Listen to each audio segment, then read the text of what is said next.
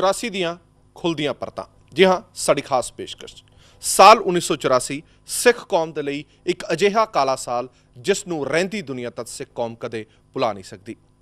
कुछ जख्म अजिहे हुंदे ने जो समा रहिंदियां ठीक हो जाते हैं, पर कुछ जख्म अजिहे हुंदे ने जो उसका इलाज ना किया जाए, जो उस ते मरहम ना लगाई जाए तो जख्म नासूर बन जाते हैं। कुछ अजिहे ही जख्म 1984 दे विच सिख कतलेआम दौरान दिते गए हैं जो हुण नासूर बनते जा रहे हैं। उन्होंने कोई इलाज नहीं किया गया, किसी ने उस ते मरहम पट्टी नहीं की, बल्कि रह के उसनूं हरा किया गया, उसनूं ताज़ा किया गया। कुछ अजिहे ही जख्म लैके साडे नाल कुछ पीड़ित मौजूद ने। अज साडे नाल उन्हां पीड़ितां दी मदद करन दे लई जिहड़े लगातार हत्थ अगे आंदे ने, वो हत्थ भी साडे नाल मौजूद ने। गलबात करांगे इन्हां सारिआं दे नाल कि आखिरकार हुण अगे की होना चाहिए, की इंसाफ लई दर दर दीआं ठोकरां खा रहे लोग ये मन लैण कि इंसाफ हुण इन्हां नूं नहीं मिल सकता, या फिर वो जिहड़े लोग इन्हां दे पिछे खड़े ने, इन्हां दा हत्थ फड़ के खड़े ने, वो लोग इन्हां दा सहारा बनन दी कह रहे हैं कि हाँ असीं तुहाडे नाल आ, तुसीं कोशिश करो, जो भी मदद की दरकार है असीं पूरी करांगे। साडे नाल गलबात करन दे लई खास मेहमान भी मौजूद ने। सब तो पहलां मैं जान पहचान करा देना, मनजीत सिंह जीके जी श्रोमणी गुरुद्वारा श्रोमणी अकाली दल के दिल्ली इकाई के प्रधान ने, और नाल ही साडे नाल DSGMC के भी प्रधान ने, और काफ़ी सारी मदद इन्होंने लगातार की है। नाल ही साडे नाल कुछ सिख कतलेआम के पीड़ित भी मौजूद ने। सुरजीत सिंह जी मौजूद ने इन्हों के प्रधान, उन्होंने नाल भी गलबात करांगे, और नाल ही मेरे नाल पीड़ित भी ने। इस तो इलावा गुरचरणजीत सिंह लांबा साडे नाल जलंधर तो जुड़े हुए हैं, संत सिपाही के एडिटर ने और सिख मसलों के चंगे जाणकार ने, उन्होंने नाल भी गलबात करांगे।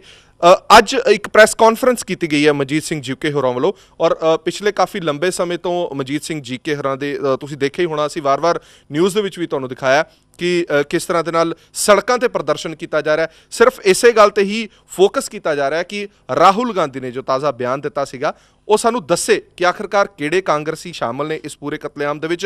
और इस तो इलावा ऑपरेशन ब्लू स्टार एक अहम मुद्दा एक बार फिर तो उभर के सामने आया कि ऑपरेशन ब्लू स्टार दे विच भारत सरकार ने ब्रिटेन तो इलावा होर किहड़े-किहड़े सरकारां तक अपनी पहुँच की, होर किहड़े-किहड़े देशों तक पहुँच की, इस बारे भी खुलासा करन। सब तो पहला मनजीत सिंह जीके होरां तो शुरू करांगे। जीके साहब, पिछले लंबे समय तो हुण तुसीं इस जंग नूं लड़दे आ रहे हो, हुण तुहाडी डिमांड की है? क्योंकि तुसीं अज प्रैस कॉन्फ्रेंस भी की, एक बार फिर तो असीं तुहाडे तो जानना चाहते हैं। ਇਹ ਜਿਹੜੀ ਅੱਜ ਪ੍ਰੈਸ ਕਾਨਫਰੰਸ ਕੀਤੀ ਇਹਦੇ 'ਚ ਅਸੀਂ ਦੋ ਮੇਨ ਮੁੱਦੇ ਆਪਣੇ ਲਏ ਆ। ਉਹਦੇ ਸਭ ਤੋਂ ਪਹਿਲੀ ਗੱਲ ਤਾਂ ਜਿਹੜਾ ਰਾਹੁਲ ਗਾਂਧੀ ਨੇ ਖੁਲਾਸਾ ਕੀਤਾ ਸੀਗਾ ਇੱਕ ਨੈਸ਼ਨਲ ਚੈਨਲ ਦੇ ਉੱਤੇ ਕਿ ਬਈ ਮੈਂ ਉਹਨਾਂ ਨੂੰ ਜਾਣਦਾ ਵਾਂ ਜਿਨ੍ਹਾਂ ਲੋਕਾਂ ਨੇ 84 ਦੇ ਵਿੱਚ ਕਤਲ ਕੀਤੇ ਨੇ, ਜਾਂ 84 'ਚ ਉਹਨਾਂ ਦਾ ਹੱਥ ਹੈ ਕਾਂਗਰਸ ਦੇ ਜਿਹੜੇ ਲੀਡਰ ਨੇ। ਅਸੀਂ ਇਹ ਕਿਹਾ ਪ੍ਰਧਾਨ ਮੰਤਰੀ ਸਾਹਿਬ ਨੂੰ ਕਿ ਪ੍ਰਧਾਨ ਮੰਤਰੀ ਸਾਹਿਬ ਤੁਸੀਂ ਹੁਣ ਕੰਮ ਸੌਖਾ ਹੋ ਗਿਆ। 2005 'ਚ ਤੁਸੀਂ ਇਹ ਕਿਹਾ ਸੀ ਪਾਰਲੀਮੈਂਟ ਦੇ ਵਿੱਚ ਕਿ ਮੈਂ ਦੋਸ਼ੀਆਂ ਨੂੰ ਸਜ਼ਾਵਾਂ ਦਿਵਾਵਾਂਗਾ, ਅਤੇ ਹੁਣ ਰਾਹੁਲ ਗਾਂਧੀ ਜੀ ਨੂੰ ਨਾਮ ਪਤਾ ਹੈ, ਮਿਹਰਬਾਨੀ ਕਰਕੇ ਉਹਨਾਂ ਤੋਂ ਨਾਮ ਲੈ ਜਾਣ। ਰਾਹੁਲ ਗਾਂਧੀ ਜੀ ਨੇ ਸਾਨੂੰ ਤਾਂ ਨਾਮ ਨਹੀਂ ਦੱਸੇ, ਨਾ ਉਸ ਚੈਨਲ 'ਤੇ ਦੱਸੇ। ਉਹਨਾਂ ਦੇ ਉੱਤੇ ਕਾਰਵਾਈ ਕਰਨੀ ਚਾਹੀਦੀ ਹੈ, ਔਰ ਇਹ ਪ੍ਰਧਾਨ ਮੰਤਰੀ ਜੀ ਦਾ ਫਰਜ਼ ਬਣਦਾ ਹੈ। ਠੀਕ ਹੈ। ਦੂਜੀ ਗੱਲ, ਅਸੀਂ ਜਿਹੜਾ ਇਸ਼ੂ ਹੈ ਸਾਡਾ ਕਿ ਬ੍ਰਿਟਿਸ਼ ਦੀ ਗਵਰਨਮੈਂਟ ਨੇ, ਬ੍ਰਿਟਨ ਗਵਰਨਮੈਂਟ ਨੇ ਜਿਹੜੇ ਖੁਲਾਸੇ ਕੀਤੇ ਨੇ, ਉਹਨਾਂ ਨੇ ਕਿਹਾ ਕਿ 84 ਦੇ ਵਿੱਚ ਅਸੀਂ ਮਦਦ ਕੀਤੀ ਸੀ। ਇੰਦਰਾ ਗਾਂਧੀ ਨੇ ਮਾਰਗਰਟ ਥੈਚਰ ਕੋਲੋਂ ਮਦਦ ਮੰਗੀ ਸੀ, ਇੰਟੈਲੀਜੈਂਸ ਨੇ ਆਪਸ ਦੇ ਵਿੱਚ ਰਾਬਤਾ ਕਾਇਮ ਕੀਤਾ ਸੀਗਾ, ਅਤੇ ਇਸ ਕਰਕੇ ਉਸ ਦਾ ਉਹਨਾਂ ਨੇ ਪੇਪਰਸ ਹਾਊਸ ਆਫ ਕਾਮਨ 'ਚ ਪੇਸ਼ ਕੀਤੇ ਹੈ। ਠੀਕ ਹੈ। ਸਾਡਾ ਕਹਿਣਾ ਇਹ ਹੈ ਕਿ 1984 ਜਦੋਂ ਇਹ ਹੋਇਆ ਗੋਲਡ ਬਲੂ ਸਟਾਰ ਆਪਰੇਸ਼ਨ, ਉਹਦੇ ਬਾਅਦ ਇੱਕ ਵਾਈਟ ਪੇਪਰ ਕੱਢਿਆ ਸੀ ਸਰਕਾਰ ਨੇ। PC ਅਲੈਗਜ਼ੈਂਡਰ ਜਿਹੜੇ ਇੰਦਰਾ ਗਾਂਧੀ ਦੇ ਮੁੱਖ ਸਚਿਵ ਹੋਇਆ ਕਰਦੇ ਸੀਗੇ, ਪ੍ਰਿੰਸੀਪਲ ਸੈਕਟਰੀ ਸੀਗੇ, ਉਹਨਾਂ ਨੇ ਇੱਕ ਕਿਤਾਬ ਵੀ ਲਿਖੀ ਸੀ ਮੈਮੋਇਰਸ ਕਰਕੇ। ਉਹਦੇ ਵਿੱਚ ਲਿਖਿਆ ਸੀਗਾ ਕਿ ਐਸੇ ਹਾਲਾਤ ਬਣ ਗਏ ਸਨ ਮਈ ਦੇ ਦੂਜੇ ਜਾਂ ਤੀਜੇ ਹਫ਼ਤੇ 'ਚ 1984 ਦੇ ਕਿ ਸਾਡੇ ਕੋਲ ਕੋਈ ਰਸਤਾ ਨਹੀਂ ਰਹਿ ਗਿਆ ਸੀਗਾ ਕਿ ਅਸੀਂ ਗੋਲਡਨ ਟੈਂਪਲ ਐਕਸ਼ਨ ਸਾਡੇ ਲਈ ਕਰਨਾ ਲਾਜ਼ਮੀ ਹੋ ਗਿਆ ਸੀ। ਹੁਣ ਮੈਂ ਸਮਝਦਾ ਕਿ ਜਿਹੜੀ ਬ੍ਰਿਟਿਸ਼ ਗਵਰਨਮੈਂਟ ਦੇ ਪੇਪਰ ਆਏ ਨੇ ਸੈਪਟੈਂਬਰ ਔਰ ਅਕਤੂਬਰ 83 ਦੇ ਵਿੱਚ ਇੱਕ ਸੀਨੀਅਰ ਇੰਡੀਅਨ ਇੰਟੈਲੀਜੈਂਸ ਦਾ ਰॉ ਦਾ ਬੰਦਾ ਉੱਥੇ ਵਿਜ਼ਿਟ ਕਰਦਾ ਹੈ। 1984 ਦੇ ਫਰਵਰੀ ਦੇ ਵਿੱਚ ਪ੍ਰਧਾਨ ਮੰਤਰੀ ਦਾ ਲੈਟਰ ਮਾਰਗਰਟ ਥੈਚਰ ਜਿਹੜੀ ਬ੍ਰਿਟਿਸ਼ ਪ੍ਰਾਈਮ ਮਿਨਿਸਟਰ ਹੈ ਉਹ ਕਰ ਰਹੀ ਹੈ ਇੰਦਰਾ ਗਾਂਧੀ ਦੇ ਲੈਟਰ ਦਾ ਜ਼ਿਕਰ, ਔਰ ਉਹਨਾਂ ਨੇ ਕਿਹਾ ਜੀ ਅਸੀਂ ਉੱਥੇ ਆਪਣੀ ਟੀਮ ਵੀ ਭੇਜੀ ਸੀ, ਉਹਨਾਂ ਨੇ ਉੱਥੇ ਜਾ ਕੇ ਰੈਕੀ ਵੀ ਕੀਤੀ ਸੀ, ਔਰ ਉਹਨਾਂ ਨੇ ਐਡਵਾਈਸ ਵੀ ਕੀਤੀ ਸੀਗੀ। ਉਹ ਐਡਵਾਈਸ ਮੰਨੀ ਗਈ ਕਿ ਨਹੀਂ ਮੰਨੀ ਗਈ ਇਸ ਦੇ ਉੱਤੇ ਉਹ ਕਹਿੰਦੇ ਨੇ ਕਿ ਅਸੀਂ ਨਹੀਂ ਕਹਿ ਸਕਦੇ। ਮੈਂ ਸਮਝਦਾ ਕਿ ਉਹ ਡਾਕੂਮੈਂਟਸ ਤਾਂ ਬ੍ਰਿਟਿਸ਼ ਸਰਕਾਰ ਨੇ ਦਿੱਤੇ ਨੇ। ਹਲੇ ਬ੍ਰਿਟਿਸ਼ ਸਰਕਾਰ ਵੀ ਕੁਛ ਨਾ ਕੁਛ ਛੁਪਾ ਰਹੀ ਹੈ। ਉਹਨਾਂ ਨਾਲ ਸਾਡਾ 200 ਸਾਲ ਤੋਂ ਬਾਅਦ ਇਤਿਹਾਸਿਕ ਤਾਲੁਕਾਤ ਨੇ। ਸਾਈਜ਼ੇਬਲ ਅਮਾਊਂਟ ਆਫ ਸਿੱਖ ਰਹਿੰਦੇ ਨੇ ਬ੍ਰਿਟੇਨ ਦੇ ਵਿੱਚ, ਔਰ ਉਹਨਾਂ ਵਾਸਤੇ ਵੀ ਜਵਾਬਦੇਹੀ ਹੈ ਉਸ ਦੀ ਸਰਕਾਰ ਦੀ। ਲੇਕਿਨ ਸਭ ਤੋਂ ਵੱਡੀ ਜਵਾਬਦੇਹੀ ਸਾਡੀ ਸਰਕਾਰ ਦੀ ਹੈ। ਉਹ ਸਾਨੂੰ ਦੱਸੇ ਕਿ ਬ੍ਰਿਟੇਨ ਨੇ ਤਾਂ ਦੱਸਦੇ, ਤੁਸੀਂ ਦੱਸੋ ਤੁਸੀਂ ਕੀ ਕੀਤਾ। ਤੁਸੀਂ ਉਹਨਾਂ ਕੋਲੋਂ ਕੋਈ ਇਕਵਿਪਮੈਂਟ ਲਏ ਸੀਗੇ? ਤੁਸੀਂ ਕੀ ਉਹਨਾਂ ਕੋਲੋਂ ਸਿਰਫ ਸਟ੍ਰੈਟਜੀ ਦੇ ਵਿੱਚ ਉਹਨਾਂ ਦਾ ਹਿੱਸਾ ਪਾਇਆ ਸੀ, ਜਾਂ ਉਹਨਾਂ ਦੇ ਬੰਦੇ ਇੱਥੇ ਆਏ ਸੀਗੇ? ਕਿਹੜੀ ਚੀਜ਼ 'ਚ ਤੁਸੀਂ ਉਹਨਾਂ ਦੀ ਮਦਦ ਲਈ? ਇਹਦਾ ਖੁਲਾਸਾ ਕਰਨਾ 1984 ਲਈ ਬੜਾ ਲਾਜ਼ਮੀ ਹੈ, ਤਾਂ ਕਿ ਤੁਹਾਡਾ ਵਾਈਟ ਪੇਪਰ ਜਿਹੜਾ ਉਦੋਂ ਹੀ ਅਸੀਂ ਝੂਠਾ ਦਾ ਬੰਡਲ ਕਹਿੰਦੇ ਸੀ, ਅੱਜ ਉਹ ਸਾਬਤ ਹੋ ਗਿਆ ਕਿ that white paper was N I wash. ਔਰ ਇਹ ਸਕ੍ਰਿਪਟਡ ਸੀਗਾ। ਇੰਦਰਾ ਗਾਂਧੀ ਨੇ ਜਾਣ-ਬੂਝ ਕੇ ਸਾਰੇ ਹਾਲਾਤ ਪੈਦਾ ਕੀਤੇ, ਦਰਬਾਰ ਸਾਹਿਬ 'ਚ ਹਥਿਆਰ ਜਾਣੇ, ਉੱਥੇ ਹਮਲਾ ਕਰਨ ਦੀ ਵਿਉਂਤ ਬਣਾਉਣੀ। ਇਹ ਇਸ ਕਰਕੇ ਕਿਉਂਕਿ ਜਿਹੜੀ ਇਲੈਕਸ਼ਨਸ ਆ ਰਹੀਆਂ ਸੀਗੀਆਂ, ਉਹਦਾ ਜਵਾਬ ਮਹਿੰਗਾਈ ਦਾ, ਬੇਰੁਜ਼ਗਾਰੀ ਦਾ, ਔਰ ਇਸ ਤੋਂ ਇਲਾਵਾ ਜਿਹੜੇ ਹੋਰ ਮਸਲੇ ਸੀ ਉਸ ਵੇਲੇ ਦੇ, ਉਹਦਾ ਜਵਾਬ ਕੋਈ ਨਹੀਂ ਸੀ। ਡਿਵਾਈਡ ਕਰਨੀ ਚਾਹੁੰਦੀ ਸੀ ਕੰਟਰੀ ਨੂੰ। ਅਕਾਲੀ ਲੀਡਰਸ਼ਿਪ, ਚੁਣੀ ਹੋਈ ਲੀਡਰਸ਼ਿਪ ਨੂੰ ਡੈਸੀਮੇਟ ਕਰਨਾ ਚਾਹੁੰਦੀ ਸੀ। ਉਸ ਪਰਪਸ ਨਾਲ ਉਹਨਾਂ ਨੇ ਇਹ ਕਾਰਡ ਖੇਲਿਆ ਸੀ। ਇਹ ਕਾਰਡ ਉਹਨਾਂ ਨੇ ਖੇਲਿਆ, ਔਰ ਰਾਜੀਵ ਗਾਂਧੀ ਨੂੰ ਇੰਨੀਆਂ ਸੀਟਾਂ ਮਿਲੀਆਂ ਕਿ ਜਿਹੜੀਆਂ ਆਜ਼ਾਦੀ ਤੋਂ ਬਾਅਦ ਪੰਡਤ ਨਹਿਰੂ ਨੂੰ ਵੀ ਇੰਨੀਆਂ ਸੀਟਾਂ ਨਹੀਂ ਮਿਲੀਆਂ, ਔਰ 71 ਦੀ ਜੰਗ ਤੋਂ ਬਾਅਦ ਇੰਦਰਾ ਗਾਂਧੀ ਨੂੰ ਵੀ ਇੰਨੀਆਂ ਸੀਟਾਂ ਨਹੀਂ ਮਿਲੀਆਂ। ਉਹ ਕਾਰਡ ਤਾਂ ਠੀਕ ਖੇਲ ਲਿਆ, ਲੇਕਿਨ ਉਸ ਕਾਰਡ ਦੇ ਨਾਲ ਮੁਲਕ ਦਾ ਬਹੁਤ ਵੱਡਾ ਨੁਕਸਾਨ ਹੋਇਆ, ਕੌਮ ਦਾ ਬੜਾ ਵੱਡਾ ਨੁਕਸਾਨ ਹੋਇਆ, ਔਰ ਇੰਦਰਾ ਗਾਂਧੀ ਨੇ ਵੀ ਆਪਣੇ ਗਲਤ ਫੈਸਲੇ ਕਰਕੇ ਆਪਣੀ ਜਾਨ ਗਵਾਈ। ਠੀਕ ਹੈ। ਇਹ ਇੱਕ ਗੱਲ ਬਿਲਕੁਲ ਇੱਥੇ ਸਾਫ਼ ਹੈ ਕਿ ਕੁਝ ਸਮੇਂ ਪਹਿਲਾਂ ਜਿਹੜਾ ਇਹ ਗੱਲ ਸਾਹਮਣੇ ਆਈ ਸੀ ਕਿ ਇੰਦਰਾ ਗਾਂਧੀ ਨੇ ਕਿਹਾ ਸੀ ਕਿ ਉਹਨਾਂ ਦੇ ਕੋਲ ਕੋਈ ਟਾਈਮ ਨਹੀਂ ਸੀ, ਬਿਲਕੁਲ ਅਚਨਚੇਤ ਤੇ ਹਮਲਾ ਕੀਤਾ ਗਿਆ ਸੀ। ਪਰ ਜੋ ਸਟੇਟਮੈਂਟ ਬ੍ਰਿਟਨ ਗੌਰਮੈਂਟ ਵੱਲੋਂ ਦਿੱਤੀ ਗਈ ਆ, ਉਹਨਾਂ ਦੇ ਮੁਤਾਬਕ ਜਿਹੜਾ ਇਹ ਹਮਲਾ ਕੀਤਾ ਗਿਆ ਸੀ ਉਸ ਤੋਂ 3 ਮਹੀਨੇ ਪਹਿਲਾਂ ਸਲਾਹ ਦਿੱਤੀ ਗਈ ਸੀ ਸਿਰਫ। ਯਾਨੀ ਕਿ ਇਹ ਪੂਰੀ ਤਰ੍ਹਾਂ ਤੇ ਸਾਫ਼ ਹੋ ਜਾਂਦਾ ਹੈ ਕਿ ਇਹ ਪੂਰੀ ਵਿਉਂਤਬੰਦੀ ਕੀਤੀ ਗਈ ਸੀ, ਕਿਉਂਕਿ ਜਿਹੜਾ ਬਿਆਨ ਆਇਆ ਉਹਨਾਂ ਨੇ ਕਿਹਾ ਕਿ 3 ਮਹੀਨੇ ਪਹਿਲਾਂ ਸਲਾਹ ਦਿੱਤੀ ਸੀ, 3 ਮਹੀਨੇ ਬਾਅਦ ਹਮਲਾ ਕੀਤਾ ਗਿਆ। ਯਾਨੀ ਕਿ ਇੰਨਾ ਟਾਈਮ ਸੀਗਾ, ਉਸ ਟਾਈਮ ਦੇ ਦੌਰਾਨ ਸਾਰੀ ਵਿਉਂਤਬੰਦੀ ਕੀਤੀ ਗਈ ਸੀ। ਗੁਰਚਰਨਜੀਤ ਸਿੰਘ ਲਾਂਬਾ ਸਾਡੇ ਨਾਲ ਮੌਜੂਦ ਨੇ। ਲਾਂਬਾ ਸਾਹਿਬ, ਮੈਂ ਤੁਹਾਡੇ ਤੋਂ ਆਪਰੇਸ਼ਨ ਬਲੂ ਸਟਾਰ ਬਾਰੇ ਜ਼ਰੂਰ ਜਾਣਨਾ ਚਾਹੁੰਦਾ। ਤੁਸੀਂ ਬਾਹਰ ਮੁਲਕਾਂ ਦੇ ਵਿੱਚ ਵੀ ਵਿਚਰਦੇ ਰਹਿੰਦੇ ਹੋ। ਇਹ ਹੁਣ ਜਿਹੜੇ ਨਵੇਂ ਖੁਲਾਸੇ ਆਏ ਨੇ, ਇਹਨਾਂ ਤੋਂ ਬਾਅਦ ਹੁਣ ਕੀ ਸਥਿਤੀ ਸਪਸ਼ਟ ਹੁੰਦੀ ਨਜ਼ਰ ਆ ਰਹੀ ਹੈ?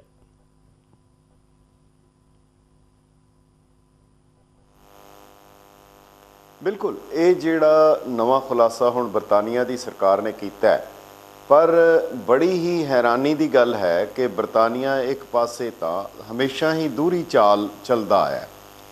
ਇੱਕ ਪਾਸੇ ਮਹਾਰਾਜਾ ਦਲੀਪ ਸਿੰਘ ਜਦੋਂ ਸਿਰਫ ਛੋਟੀ ਉਮਰ ਦਾ 6 ਸਾਲ ਦਾ ਹੈ, ਉਸ ਨੂੰ ਆਪਣੇ ਪੈਟਰਨੇਜ ਵਿੱਚ ਲਿਆ, ਆਪਣੀ ਗਾਰਡੀਅਨਸ਼ਿਪ ਵਿੱਚ ਲਿਆ, ਔਰ ਉਸ ਵੇਲੇ ਉਹਦੇ ਨਾਲ ਟਰੀਟੀ ਕਰਦੇ ਆ। ਔਰ ਦੂਸਰੇ ਪਾਸੇ ਥੋੜ੍ਹੇ ਦਿਨ ਬਾਅਦ ਕਿ ਇਹਨੇ ਟਰੀਟੀ ਦੀ ਵਾਇਲੇਸ਼ਨ ਕੀਤੀ ਹੈ, ਉਹਨੂੰ ਕਰਕੇ ਪੰਜਾਬ ਨੂੰ ਐਨੈਕਸ ਕਰ ਲੈਂਦੇ ਆ, ਰਾਜ ਖੋਹ ਲੈਂਦੇ ਆ।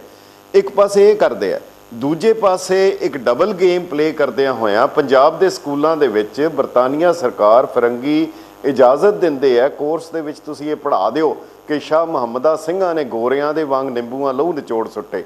ਇਹ ਦੋਨੋਂ ਹੀ ਜਿਹੜੀ ਚਾਲ ਇਕੱਠੀਆਂ ਚੱਲਦੇ ਆ, ਇਹ ਹੁਣ ਇਸ ਤੋਂ ਬਿਲਕੁਲ ਸਪਸ਼ਟ ਹੋ ਗਿਆ। ਮੈਂ ਇਹਦੇ ਵਿੱਚ ਕੇਵਲ ਇੱਕ ਚੀਜ਼ ਬਹੁਤ ਹੀ ਅਹਿਮ ਹੈ, ਬਹੁਤ ਮਹੱਤਵਪੂਰਨ ਹੈ। ਬਿਲਕੁਲ ਜਿਹੜੀ ਗੱਲ 1849 'ਚ ਜੋ ਅੰਗਰੇਜ਼ਾਂ ਨੇ ਕੀਤੀ, ਉਸੇ ਤਰ੍ਹਾਂ ਦੀ ਗੇਮ 1947 ਦੇ ਵਿੱਚ ਵੀ ਕੀਤੀ। ਇੱਕ ਪਾਸੇ ਸਿੱਖ ਲੀਡਰਸ਼ਿਪ ਨੂੰ ਕਹਿੰਦੇ ਰਹੇ ਕਿ ਤੁਹਾਡੇ ਨਾਲ ਅਸੀਂ ਹਮਦਰਦੀ ਕਰਦੇ ਹਾਂ, ਤੁਹਾਡੀ ਬੜੀ ਦੇਣ ਹੈ, ਤੁਸੀਂ ਜੰਗੇ ਅਜ਼ੀਮ ਪਹਿਲੀ, ਜੰਗੇ ਅਜ਼ੀਮ ਦੂਸਰੀ ਦੇ ਵਿੱਚ, first world war, second world war ਦੇ ਵਿੱਚ ਸਾਡਾ ਬੜਾ ਸਾਥ ਦਿੱਤਾ ਹੈ, ਬਹੁਤ ਤੁਸੀਂ ਮਦਦ ਕੀਤੀ ਹੈ, ਲੱਖਾਂ ਬੰਦੇ ਤੁਹਾਡੇ ਜਿਹੜੇ ਸ਼ਹੀਦ ਹੋਏ ਹੈ, ਮਾਰੇ ਗਏ, ਔਰ ਉਹਦੇ 'ਚ ਉਹਨਾਂ ਨੇ ਸਫ਼ਰ ਕੀਤਾ। ਪਰ ਦੂਸਰੇ ਪਾਸੇ ਜਦੋਂ ਕੁਝ ਦੇਣ ਦੀ ਗੱਲ ਆਈ ਹੈ, ਬਿਲਕੁਲ ਪੱਲਾ ਝਾੜ ਦਿੱਤਾ। ਇੱਥੋਂ ਤੱਕ ਕੀਤਾ ਕਿ ਜਿਹੜੀ ਬਾਉਂਡਰੀ ਕਿਹੜੀ ਬਣਨੀ ਹੈ ਉਹ ਵੀ ਆਜ਼ਾਦੀ ਤੋਂ ਬਾਅਦ 15 ਅਗਸਤ ਤੋਂ ਬਾਅਦ ਉਹਨਾਂ ਨੇ ਐਲਾਨੀ। ਕਿਤਨੀ ਵੱਡਾ ਇੱਕ ਅਸਮੰਜਸ ਇਹਨਾਂ ਨੇ ਪੈਦਾ ਕੀਤਾ। ਪਰ ਇੱਕ ਗੱਲ ਬੜੀ ਵੱਡੀ ਹੈ, ਆਮ ਤੌਰ ਦੇ ਉੱਤੇ ਹਵਾਲਾ ਦਿੱਤਾ ਜਾਂਦਾ ਔਰ ਕਈ ਅੰਗਰੇਜ਼ ਲਿਖਾਰੀਆਂ ਵੱਲੋਂ ਵੀ ਦਿੱਤਾ ਜਾਂਦਾ ਕਿ ਕੀ ਉਹਨਾਂ ਨੂੰ, ਭਾਰਤ ਸਰਕਾਰ ਨੂੰ, ਸ਼੍ਰੀਮਤੀ ਇੰਦਰਾ ਗਾਂਧੀ ਨੂੰ ਜਲਿਆਂਵਾਲੇ ਬਾਗ ਦਾ ਨਹੀਂ ਸੀ ਪਤਾ ਕਿ ਉਸ ਦਾ ਹਸ਼ਰ ਕੀ ਹੋਇਆ। ਪਰ ਜੇਕਰ ਇੱਕ ਹਵਾਲਾ ਮੈਂ ਦੇਣਾ ਚਾਹਾਂਗਾ, ਮੇਰੇ ਕੋਲ ਹੈ ਫਰੀडम ਐਟ ਮਿਡਨਾਈਟ, ਲੈਰੀ ਕੋਲਿੰਸ ਦੀ ਇੱਕ ਕਿਤਾਬ ਹੈ ਜਿਹੜੀ ਕਿ ਬਹੁਤ ਹੀ ਮਹੱਤਵਪੂਰਨ ਹੈ। ਇਸ ਕਿਤਾਬ ਦੇ ਵਿੱਚ ਉਸਨੇ ਜੋ ਖੁਲਾਸੇ ਕੀਤੇ ਹਨ ਉਹ ਬਹੁਤ ਹੀ ਕਮਾਲ ਦੇ ਹਨ। ਸ਼ਾਇਦ ਕਾਸ਼ ਬਰਤਾਨੀਆ ਦੇ ਮਾਰਗਰੇਟ ਥੈਚਰ ਨੇ ਉਹ ਅਲਫਾਜ਼, ਉਹ ਲਫ਼ਜ਼ ਪੜ੍ਹੇ ਹੁੰਦੇ। ਉਹਦੇ ਵਿੱਚ ਇਹ ਲਿਖਿਆ ਹੈ ਬਹੁਤ ਸਪਸ਼ਟ ਲਫ਼ਜ਼ਾਂ ਦੇ ਵਿੱਚ ਕਿ 1947 ਦੇ ਵਿੱਚ ਲਿਆਕਤ ਅਲੀ ਖਾਨ ਨੇ ਗਵਰਨਰ ਜਨਰਲ ਨੂੰ ਕਿਹਾ ਕਿ ਸਿੱਖ ਲੀਡਰਸ਼ਿਪ ਦਾ ਪਲਾਨ ਹੈ ਕਾਇਦੇ ਆਜ਼ਮ ਮੁਹੰਮਦ ਅਲੀ ਜਿਨਾਹ ਨੂੰ ਕਤਲ ਕਰਨ ਦਾ। ਔਰ ਉਸ ਲੀਡਰਸ਼ਿਪ ਨੂੰ ਅਰੈਸਟ ਕੀਤਾ ਜਾਏ। ਇਸ ਤੇ ਗਵਰਨਰ ਜਨਰਲ ਨੇ ਕਿਹਾ ਕਿ ਤੁਹਾਨੂੰ ਪਤਾ ਹੈ ਕਿ ਉਹ ਲੀਡਰ ਇਸ ਵੇਲੇ ਕਿੱਥੇ ਹਨ, ਉਹ ਦਰਬਾਰ ਸਾਹਿਬ ਦੇ ਵਿੱਚ ਹਨ, ਔਰ ਤੁਸੀਂ ਕੀ ਸਮਝਦੇ ਹੋ ਕਿ ਮੈਂ ਇਹ ਰਿਸਕ ਲੈ ਸਕਦਾ ਕਿ ਮੈਂ ਦਰਬਾਰ ਸਾਹਿਬ ਦੇ ਵਿੱਚ ਆਪਣੀ ਪੁਲਿਸ ਭੇਜਾਂ? ਕਦਾਚਿਤ ਨਹੀਂ ਹੋ ਸਕਦਾ। ਲਿਆਕਤ ਅਲੀ ਖਾਨ ਨੇ ਕਿਹਾ ਇਹਦਾ ਮਤਲਬ ਤੁਸੀਂ ਸਾਡੇ ਕਾਇਦ ਨੂੰ ਮਰਵਾਉਣਾ ਚਾਹੁੰਦੇ ਹੋ। ਜਿਹੜੀ ਗੱਲ ਉਸਨੇ ਬਹੁਤ ਹੀ ਕਮਾਲ ਦੀ ਲਿਖੀ ਹੈ, ਮੈਂ ਉਹਦੇ ਵਿੱਚੋਂ ਜ਼ਰੂਰ ਪੜ੍ਹਨਾ ਚਾਹਾਂਗਾ। Really you feel it, I will go along in the same car and get murdered with him, Mountbatten replied, but I am not going to throw the leaders of 6 million Sikhs into jail without the agreement of those governors. और नाल ही उसने किया, suppose I ask the governor to arrest the Sikh leader, Savage thought, I'll be bloody scared if you do that. They were, he knew, isolated in Amritsar's Golden Temple. No Sikh or Hindu police would accept an order to go in after them, and to send in Muslim police was unthinkable. 1947 ਦੀ ਫਰੰਗੀ ਸਰਕਾਰ ਨੂੰ ਸਮਝ ਆ ਗਿਆ ਕਿ ਇਸ ਦਾ ਕੀ ਅੰਜਾਮ ਹੋਏਗਾ। ਸਾਡੇ ਆਪਣੇ ਜਿਨ੍ਹਾਂ ਦੀ ਖਾਤਰ ਸਾਰਾ ਕੁਝ ਕੀਤਾ ਗਿਆ, ਕੀ ਇਹਨਾਂ ਨੇ ਉਹੀ ਸਮਝਿਆ ਜਿਵੇਂ ਪਹਿਲੇ ਕਰਦੇ ਆ ਰਹੇ ਸਨ? ਉਹ ਵਾਅਦੇ ਕੀਏ ਜੋ ਪੂਰੇ ਨਹੀਂ ਕੀਏ ਜਾ ਸਕਤੇ, ਇਹਨਾਂ ਨੇ ਕੀ ਕਰ ਲਿਆ? ਕੀ ਹਿੰਦੁਸਤਾਨ ਵਿੱਚ ਘੱਟ ਗਿਣਤੀ ਹੋਣਾ, ਅਕਲੀਅਤ ਹੋਣਾ ਇੱਕ ਬੜਾ ਵੱਡਾ ਗੁਨਾਹ ਹੈ? ਕਿਉਂਕਿ ਜਿੱਥੇ ਸਿਰਾਂ ਦੇ ਨਾਲ ਫੈਸਲੇ ਹੋਣੇ ਹੈ, ਜਿਸ ਨੂੰ ਇਕਬਾਲ ਨੇ ਕਿਹਾ ਸੀਗਾ, ਇਹ ਜਮਹੂਰੀਅਤ ਉਹ ਤਮਾਸ਼ਾ ਹੈ ਜਿਹਦੇ ਵਿੱਚ ਸਿਰ ਗਿਣੇ ਜਾਂਦੇ ਹੈ, ਤੋਲੇ ਨਹੀਂ ਜਾਂਦੇ। ਬਿਲਕੁਲ ਬਿਲਕੁਲ ਸਹੀ ਗੱਲ ਹੈ। ਘੱਟ ਗਿਣਤੀਆਂ ਦੀ ਅਸੀਂ ਗੱਲ ਕਰ ਰਹੇ ਹਾਂ। ਸਿਰਫ ਇੱਥੇ ਤੱਕ ਹੀ ਗੱਲ ਸੀਮਤ ਨਹੀਂ ਰਹਿ ਜਾਂਦੀ ਕਿ ਆਪਰੇਸ਼ਨ ਬਲੂ ਸਟਾਰ ਨੂੰ ਅੰਜਾਮ ਦਿੱਤਾ, ਪਰ ਉਸ ਦੇ ਨਤੀਜੇ ਕੀ ਨਿਕਲੇ ਦੂਰ ਤੱਕ ਜੇ ਅਸੀਂ ਸੋਚੀਏ। 1984 ਦੇ ਵਿੱਚ ਜੋ ਸਿੱਖ ਕਤਲੇਆਮ ਹੋਇਆ, ਸ਼ਰੇਆਮ ਲੋਕ ਮਾਰੇ ਗਏ, ਸੜਕਾਂ ਤੇ ਤਿਲ ਤਿਲ ਸਾੜੇ ਗਏ, ਉਹ ਲੋਕ, ਉਹਨਾਂ ਦੀਆਂ ਆਤਮਾਵਾਂ ਨੂੰ ਹਜੇ ਤੱਕ ਸ਼ਾਂਤੀ ਨਹੀਂ ਮਿਲ ਰਹੀ ਹੋਏਗੀ ਕਿਉਂਕਿ ਉਹਨਾਂ ਨੂੰ ਇਨਸਾਫ ਨਹੀਂ ਮਿਲਿਆ। ਇਸੇ ਤਰ੍ਹਾਂ ਦੇ ਇਨਸਾਫ ਦੀ ਦਰਕਾਰ ਦੇ ਲਈ ਸਾਡੇ ਨਾਲ ਲੋਕ ਮੌਜੂਦ ਨੇ, ਪੀੜਤ ਮੌਜੂਦ ਨੇ। ਗੁਰਦੀਪ ਕੌਰ ਜੀ ਸਾਡੇ ਨਾਲ ਮੌਜੂਦ ਨੇ, ਉਹਨਾਂ ਨਾਲ ਗੱਲਬਾਤ ਕਰਦੇ ਹਾਂ। ਗੁਰਦੀਪ ਕੌਰ ਜੀ, ਵਾਰ-ਵਾਰ ਇਹੀ ਕਿਹਾ ਜਾਂਦਾ ਹੈ ਕਿ 1984 ਦੇ ਸਿੱਖ ਕਤਲੇਆਮ ਨੂੰ ਬਹੁਤ ਸਮਾਂ ਹੋ ਗਿਆ, ਭੁੱਲ ਜਾਣਾ ਚਾਹੀਦਾ ਹੈ। ਸਮਾਂ ਜਿਹੜਾ ਉਹ ਜ਼ਖਮ ਭਰ ਦਿੰਦਾ ਹੈ, ਸਮੇਂ ਦੇ ਨਾਲ ਸਭ ਕੁਝ ਭੁੱਲਿਆ ਜਾਂਦਾ ਹੈ। ਕੀ ਵਾਕਈ 84 ਕਦੇ ਕੱਟ ਸਕੇਗੀ? 84 ਨੂੰ ਕਦੇ ਭੁੱਲ ਸਕਦੇ ਹਾਂ ਅਸੀਂ? ਦੇਖੋ ਜੀ, ਇਹ ਤੇ ਇੱਕ ਬਹੁਤ ਹੀ ਜਿਹੜੀ ਨਾ ਹੋਣ ਵਾਲੀ ਗੱਲ ਹੈ ਉਹ ਕਹੀ ਜਾਂਦੀ ਆ। ਸਾਨੂੰ ਵੀ ਲੋਕ ਕਹਿੰਦੇ ਆ ਕਿ 84 ਨੂੰ ਹੁਣ ਭੁੱਲ ਜਾਣਾ ਚਾਹੀਦਾ, 30 ਸਾਲ ਹੋ ਗਏ। ਪਰ ਮੈਂ ਇਹ ਕਹਿੰਦੀ ਆ ਕਿ ਸਾਡੀਆਂ ਕਈ ਪੀੜ੍ਹੀਆਂ ਇਸ ਚੀਜ਼ ਨੂੰ ਕਦੀ ਵੀ ਭੁੱਲ ਨਹੀਂ ਸਕਣਗੀਆਂ ਜੋ 84 ਦੇ ਵਿੱਚ ਸਾਡੇ ਨਾਲ ਹੋਇਆ। ਮੈਂ ਇਹ ਦੱਸ ਦੇਣਾ ਚਾਹੁੰਦੀ ਹਾਂ, 84 ਦੇ ਵਿੱਚ ਉਹਨਾਂ ਹਜ਼ਾਰਾਂ ਨਿਰਦੋਸ਼ ਸਿੱਖਾਂ ਦਾ ਕੀ ਕਸੂਰ ਸੀ ਜਿਨ੍ਹਾਂ ਨੂੰ ਜਿੰਦਿਆਂ ਨੂੰ ਘਰਾਂ ਦੇ ਵਿੱਚੋਂ ਕੱਢ ਕੇ, ਗਲਾਂ ਦੇ ਵਿੱਚ ਟਾਇਰ ਪਾ ਕੇ, ਮੂੰਹਾਂ ਦੇ ਵਿੱਚ ਪੈਟਰੋਲ ਪਾ ਕੇ ਜਿੰਦਿਆਂ ਨੂੰ ਜਲਾਇਆ ਗਿਆ। ਜਿਨ੍ਹਾਂ ਧੀਆਂ ਭੈਣਾਂ ਦੀਆਂ ਇੱਜ਼ਤਾਂ ਲੁੱਟੀਆਂ ਗਈਆਂ, ਜਿਹੜੀਆਂ ਮੇਰੀਆਂ ਹਜ਼ਾਰਾਂ ਭੈਣਾਂ ਅੱਜ ਵਿਧਵਾਵਾਂ ਹੋਈਆਂ ਹਨ। ਮੈਂ ਇੱਕ ਚੀਜ਼ ਹੋਰ ਦੱਸਣਾ ਚਾਹੁੰਦੀ ਹਾਂ, ਹਿੰਦੁਸਤਾਨ ਆਜ਼ਾਦ ਹੋਇਆ ਅੰਗਰੇਜ਼ਾਂ ਹੱਥੋਂ, ਪਰ ਕਾਂਗਰਸ ਦੇ ਹੱਥੋਂ ਉਹ ਫਿਰ ਗੁਲਾਮ ਦਾ ਗੁਲਾਮ ਹੀ ਰਹਿ ਗਿਆ। ਕਿਉਂ? ਅੱਜ ਜਿਹੜੇ ਹਿੰਦੁਸਤਾਨ ਦੇ ਵਿੱਚ ਅਸੀਂ ਬੜੇ ਮਾਣ ਨਾਲ ਕਹਿੰਦੇ ਹਾਂ ਆਜ਼ਾਦ ਹਿੰਦੁਸਤਾਨ। ਤੁਸੀਂ ਇਹ ਦੇਖੋ, ਇਸ ਦਿੱਲੀ ਦੇ ਵਿੱਚ ਇੱਕ ਕਲੋਨੀ ਬਣੀ ਹੈ ਜਿਹਨੂੰ ਵਿਧਵਾ ਕਲੋਨੀ ਦਾ ਨਾਮ ਦਿੱਤਾ ਗਿਆ ਹੈ। ਕਿੰਨੀ ਸ਼ਰਮ ਦੀ ਗੱਲ ਆ। ਉੱਥੇ ਸਾਡੀਆਂ ਹਜ਼ਾਰਾਂ ਭੈਣਾਂ ਜਿਹੜੀਆਂ ਹਨ ਉਹ ਵਿਧਵਾ ਦੀ ਜ਼ਿੰਦਗੀ ਜੀ ਰਹੀਆਂ ਹਨ, ਜਿਹੜੇ ਸਾਡੇ ਬੱਚੇ ਯਤੀਮ ਹੋ ਗਏ, ਅਨਾਥ ਹੋ ਗਏ। ਮੈਂ ਤੁਹਾਨੂੰ ਇੱਕ ਪੰਜਾਬ ਦੀ ਗੱਲ ਦੱਸਣਾ ਚਾਹੁੰਦੀ ਹਾਂ। ਸਾਡੇ ਪੰਜਾਬ ਦੇ ਵਿੱਚ ਅੱਜ ਵੀ ਉਹ ਮਾਤਾਵਾਂ ਹਨ, ਭੈਣਾਂ ਹਨ, ਜਿਨ੍ਹਾਂ ਦੇ ਘਰਾਂ ਦੇ ਸਾਰੇ ਜੀਅ ਮਾਰੇ ਗਏ, ਜਿਨ੍ਹਾਂ ਦੇ ਘਰ ਵਾਲੇ ਮਾਰੇ ਗਏ, ਜਿਨ੍ਹਾਂ ਦੇ ਬੱਚੇ ਮਾਰੇ ਗਏ। ਉਹ ਇੱਕ ਟਾਈਮ ਦੀ ਰੋਟੀ ਤੋਂ ਵੀ ਮੁਹਤਾਜ ਹਨ। ਪੰਜਾਬ ਨੇ ਉਹਨਾਂ ਨੂੰ ਗਲੇ ਨਾਲ ਲਗਾਇਆ, ਪੰਜਾਬ ਦੇ ਲੋਕਾਂ ਨੇ ਗਲੇ ਨਾਲ ਲਗਾਇਆ। ਪਰ ਜੇਕਰ ਉਹਨਾਂ ਦੇ ਘਰ ਵੱਲ ਦੇਖੀਏ ਤਾਂ ਉਹਨਾਂ ਦੀ ਹਾਲਤ ਜਿਹੜੀ ਹੈ ਇਤਨੀ ਮਾੜੀ। ਅੱਜ ਵੀ ਕੋਈ ਵਿਧਵਾ ਆਸ਼ਰਮ ਵੀ ਰਹਿ ਰਹੀਆਂ ਹਨ, ਕੋਈ ਗੁਰਦੁਆਰਿਆਂ ਵੀ ਰਹਿ ਰਹੀਆਂ ਹਨ, ਕੋਈ ਇਹੋ ਜਿਹੀਆਂ ਸੰਸਥਾਵਾਂ ਬਣੀਆਂ ਹਨ ਜਿਹੜੀਆਂ ਉਹਨਾਂ ਦਾ ਗੁਜ਼ਾਰਾ ਚਲਾ ਰਹੀਆਂ ਹਨ। ਉਹ ਦੱਸੋ, ਜਿਨ੍ਹਾਂ ਲੋਕਾਂ ਨੇ ਆਪਣੀਆਂ ਅੱਖਾਂ ਦੇ ਸਾਹਮਣੇ ਆਪਣੇ ਘਰਾਂ ਦੇ ਜੀਆਂ ਨੂੰ ਜਲਦਿਆਂ ਹੋਇਆਂ ਦੇਖਿਆ, ਕੱਟਦਿਆਂ ਹੋਇਆਂ ਦੇਖਿਆ, ਉਹ ਕਿਵੇਂ ਉਸ ਦਿਲ ਨੂੰ ਭੁੱਲ ਸਕਦੀਆਂ? ਮੈਂ ਤੁਹਾਨੂੰ ਦੱਸ ਰਹੀ ਹਾਂ ਕਿ ਜੋ ਕੁਝ ਅਸੀਂ ਆਪਣੀ ਅੱਖੀ ਦੇਖਿਆ, ਮੇਰੇ 2 ਦਿਓਰ ਜਿਹੜੇ ਸੀ ਉਹ ਜਲਾ ਦਿੱਤੇ ਗਏ ਸਨ। ਮੈਂ ਆਪਣੀ ਅੱਖੀ ਉਹਨਾਂ ਨੂੰ ਦੇਖਿਆ, ਮੈਂ ਜ਼ਿੰਦਗੀ ਵਿੱਚ ਕਦੀ ਨਹੀਂ ਭੁੱਲ ਸਕਦੀ। ਔਰ ਮੈਂ ਆਪਣੇ ਬੱਚਿਆਂ ਨੂੰ ਵੀ ਹਰ ਵੇਲੇ ਉਹ ਟਾਈਮ ਯਾਦ ਕਰਵਾਉਂਦੀ ਹਾਂ। ਆਪਣੇ ਬੱਚਿਆਂ ਨੂੰ ਇੱਕ ਸਟੋਰੀ ਦੀ ਤਰ੍ਹਾਂ ਉਹ ਦੱਸਦੀ ਹਾਂ ਤਾਂ ਕਿ ਸਾਡੀਆਂ ਪੀੜ੍ਹੀਆਂ ਨੂੰ ਇਹ ਯਾਦ ਰਵੇ, ਪੀੜ੍ਹੀ ਦਰ ਪੀੜ੍ਹੀ ਯਾਦ ਰਵੇ ਕਿ ਕਾਤਲ ਕਾਂਗਰਸੀਆਂ ਨੇ ਸਾਡੇ ਨਾਲ ਕੀ ਕੀਤਾ। ਜਦੋਂ 2 ਦੇਸ਼ਾਂ ਦੀ ਲੜਾਈ ਹੁੰਦੀ ਆ, ਮੇਰੇ ਖਿਆਲ ਨਾਲ ਜਦੋਂ ਸੰਨ 47 ਦੀ ਲੜਾਈ ਹੋਈ, ਸਾਡੇ ਮਾਂ-ਬਾਪ ਉਸ ਟਾਈਮ ਦੀਆਂ ਸਾਨੂੰ ਗੱਲਾਂ ਦੱਸਦੇ ਸਨ, ਪਰ ਮੇਰੇ ਖਿਆਲ ਨਾਲ ਇਤਨਾ ਭਿਆਨਕ ਨਹੀਂ ਸੀ ਹੋਇਆ ਜੋ ਸਾਡੇ ਨਾਲ ਹਿੰਦੁਸਤਾਨ ਵਿੱਚ ਹੋਇਆ। ਦਿੱਲੀ ਦੇ ਵਿੱਚ ਜਦੋਂ 3 ਦਿਨਾਂ ਬਾਅਦ ਸਾਨੂੰ ਵੱਡਿਆਂ ਨੇ ਕੱਢ ਕੇ ਕੈਂਪਾਂ ਵੀ ਲੈ ਗਏ। ਅਸੀਂ ਉਹ ਲਾਸ਼ਾਂ ਦੇਖੀਆਂ ਜਿਹੜੀਆਂ ਝੁਲਸੀਆਂ ਹੋਈਆਂ ਸਨ, ਫੁੱਲੀਆਂ ਹੋਈਆਂ ਸਨ, ਜਿਨ੍ਹਾਂ ਨੂੰ ਕਿਤੇ ਕੁੱਤੇ ਖਿੱਚ ਰਹੇ ਨੇ, ਕਿਤੇ ਸੂਅਰ ਖਿੱਚ ਰਹੇ ਨੇ। ਸਾਡੇ ਬੰਦਿਆਂ ਦੀ ਕੀਮਤ ਕੀ ਪਈ ਸੀ ਉਸ ਟਾਈਮ ਜਦੋਂ ਕੁੱਤੇ ਤੇ ਸੂਅਰ ਖਿੱਚ ਰਹੇ ਨੇ। ਅੱਜ ਗੱਲ ਉੱਠਦੀ ਆ ਕਈ ਥਾਵਾਂ ਤੇ, ਜਦੋਂ ਦਫ਼ਤਰਾਂ ਵਿੱਚ ਜਾਈਏ, ਜਦੋਂ ਕਾਂਗਰਸੀ ਗੱਲ ਕਰਦੇ ਹਨ, ਉਹ ਕਹਿੰਦੇ ਜੀ ਇਹਨਾਂ ਦੇ ਕੋਲ ਤੇ FIR ਨਹੀਂ ਆ। ਉਹ ਮੈਨੂੰ ਯਾਦ ਆ, ਮੈਂ ਮੰਗੋਲਪੁਰੀ ਥਾਣੇ ਦੇ ਵਿੱਚ ਗਈ ਜਦੋਂ ਮੇਰਾ ਘਰ ਵਾਲਾ ਲਾਪਤਾ ਹੋ ਗਿਆ ਸੀ, ਮਾਰ ਕੇ ਸਿੱਟ ਗਏ ਸਨ। ਮੈਂ ਉੱਥੇ ਰਿਪੋਰਟ ਲਿਖਾਣ ਗਈ ਕਿ ਮੇਰਾ ਘਰ ਵਾਲਾ ਲਾਪਤਾ ਹੈ। 2 ਦੇਵਰ ਜਿੰਦੇ ਜਲਾਏ ਗਏ ਮੇਰੀਆਂ ਅੱਖਾਂ ਦੇ ਸਾਹਮਣੇ। ਜਦੋਂ ਅਸੀਂ ਦਰਾਣੀਆਂ ਜਠਾਣੀਆਂ ਇਕੱਠੀਆਂ ਹੋ ਕੇ ਨਾਨਕ ਪਿਆਓ ਕੈਂਪ ਤੋਂ ਗਈਆਂ ਸਾਂ ਮੰਗੋਲਪੁਰੀ ਥਾਣੇ ਦੇ ਵੀ ਰਿਪੋਰਟ ਲਿਖਾਣ, ਤਾਂ ਉਹ ਉੱਥੇ ਕਾਂਗਰਸੀ ਬੈਠੇ, ਉਹ ਕਾਂਗਰਸੀ ਹੋਈ ਸੀਗੇ ਪੁਲਿਸ ਵਾਲੇ ਜਿਹੜੇ ਤੋਂ ਉਹਨਾਂ ਦਾ ਸਾਥ ਦੇ ਰਹੇ ਸਨ। ਉਹ ਆਪਣੀ ਜਾਟ ਬੋਲੀ ਦੇ ਵਿੱਚ ਕਹਿੰਦਾ, ਆਪਨੇ ਹਮਾਰੀ ਮਾਤਾ ਕੋ ਮਾਰਾ, ਆਪਕੇ ਸਾਥ ਸਿੱਖੋਂ ਕੇ ਸਾਥ ਐਸਾ ਹੀ ਹੋਣਾ ਚਾਹੀਏ। ਉਹ ਇੰਨੀਆਂ ਗੰਦੀਆਂ ਉਹਨਾਂ ਨੇ ਸਾਨੂੰ ਗਾਲਾਂ ਕੱਢੀਆਂ। FIR ਤੇ ਉਹਨਾਂ ਨੇ ਸਾਨੂੰ ਕੀ ਲਿਖਣੀ ਸੀ ਸਾਡੀ, ਮੈਨੂੰ ਉਹ ਕਹਿੰਦੇ ਇੱਕ ਆਪਣੇ ਹੱਥ ਦੇ ਨਾਲ ਦਰਖਾਸਤ ਲਿਖ ਕੇ ਦੇ ਦਿਓ। ਅਸੀਂ ਹੱਥ ਨਾਲ, ਜਿਵੇਂ ਡਿੰਗਾ ਟੇਡਾ ਸਾਡੇ ਤੋਂ ਉਸ ਟਾਈਮ ਕੰਮਦਿਆਂ ਹੱਥਾਂ ਨਾਲ ਲਿਖਿਆ ਗਿਆ। ਸਾਨੂੰ ਉਸ ਟਾਈਮ ਸੁਝਦਾ ਸੀ ਅਸੀਂ ਕੀ ਲਿਖਣਾ ਕੀ ਨਹੀਂ ਲਿਖਣਾ। ਜਿੰਨਾ ਸਾਡੇ ਕੋਲੋਂ ਲਿਖਿਆ ਗਿਆ ਅੱਜ ਵੀ ਮੇਰੇ ਕੋਲ ਉਹ ਮੋਹਰ ਲੱਗੀ ਹੋਈ ਸਾਡੇ ਕੋਲ ਹੈ। ਅੱਜ ਕਈ ਜਿਹੜੇ ਕਾਂਗਰਸੀ ਅਫਸਰ ਹਨ, ਸਾਡੀ ਇੱਕ ਕਮੇਟੀ ਬਣੀ ਸੀ, ਨੈਣਾਵਤੀ ਕਮਿਸ਼ਨ ਬਣਿਆ ਸੀ ਜਦੋਂ ਬਾਦਲ ਸਰਕਾਰ ਨੇ ਤੇ ਭਾਜਪਾ ਸਰਕਾਰ ਨੇ ਇੱਥੇ ਕਾਫੀ ਜ਼ੋਰ ਸ਼ੋਰ ਨਾਲ ਸਾਡੀ ਇਹ ਮੰਗ ਚੁੱਕੀ, ਨੈਣਾਵਤੀ ਕਮਿਸ਼ਨ ਕਾਇਮ ਹੋਇਆ, 2-2 ਲੱਖ ਦੀ ਸਾਨੂੰ ਗ੍ਰਾਂਟ ਮਿਲੀ। ਪਰ ਉਹਦੇ ਵਿੱਚ ਵੀ ਇਹਨਾਂ ਕਾਂਗਰਸੀਆਂ ਨੇ ਅੱਜ ਦੀ ਡੇਟ ਵਿੱਚ ਵੀ ਸਾਨੂੰ ਇੰਨਾ ਜਲੀਲ ਕੀਤਾ।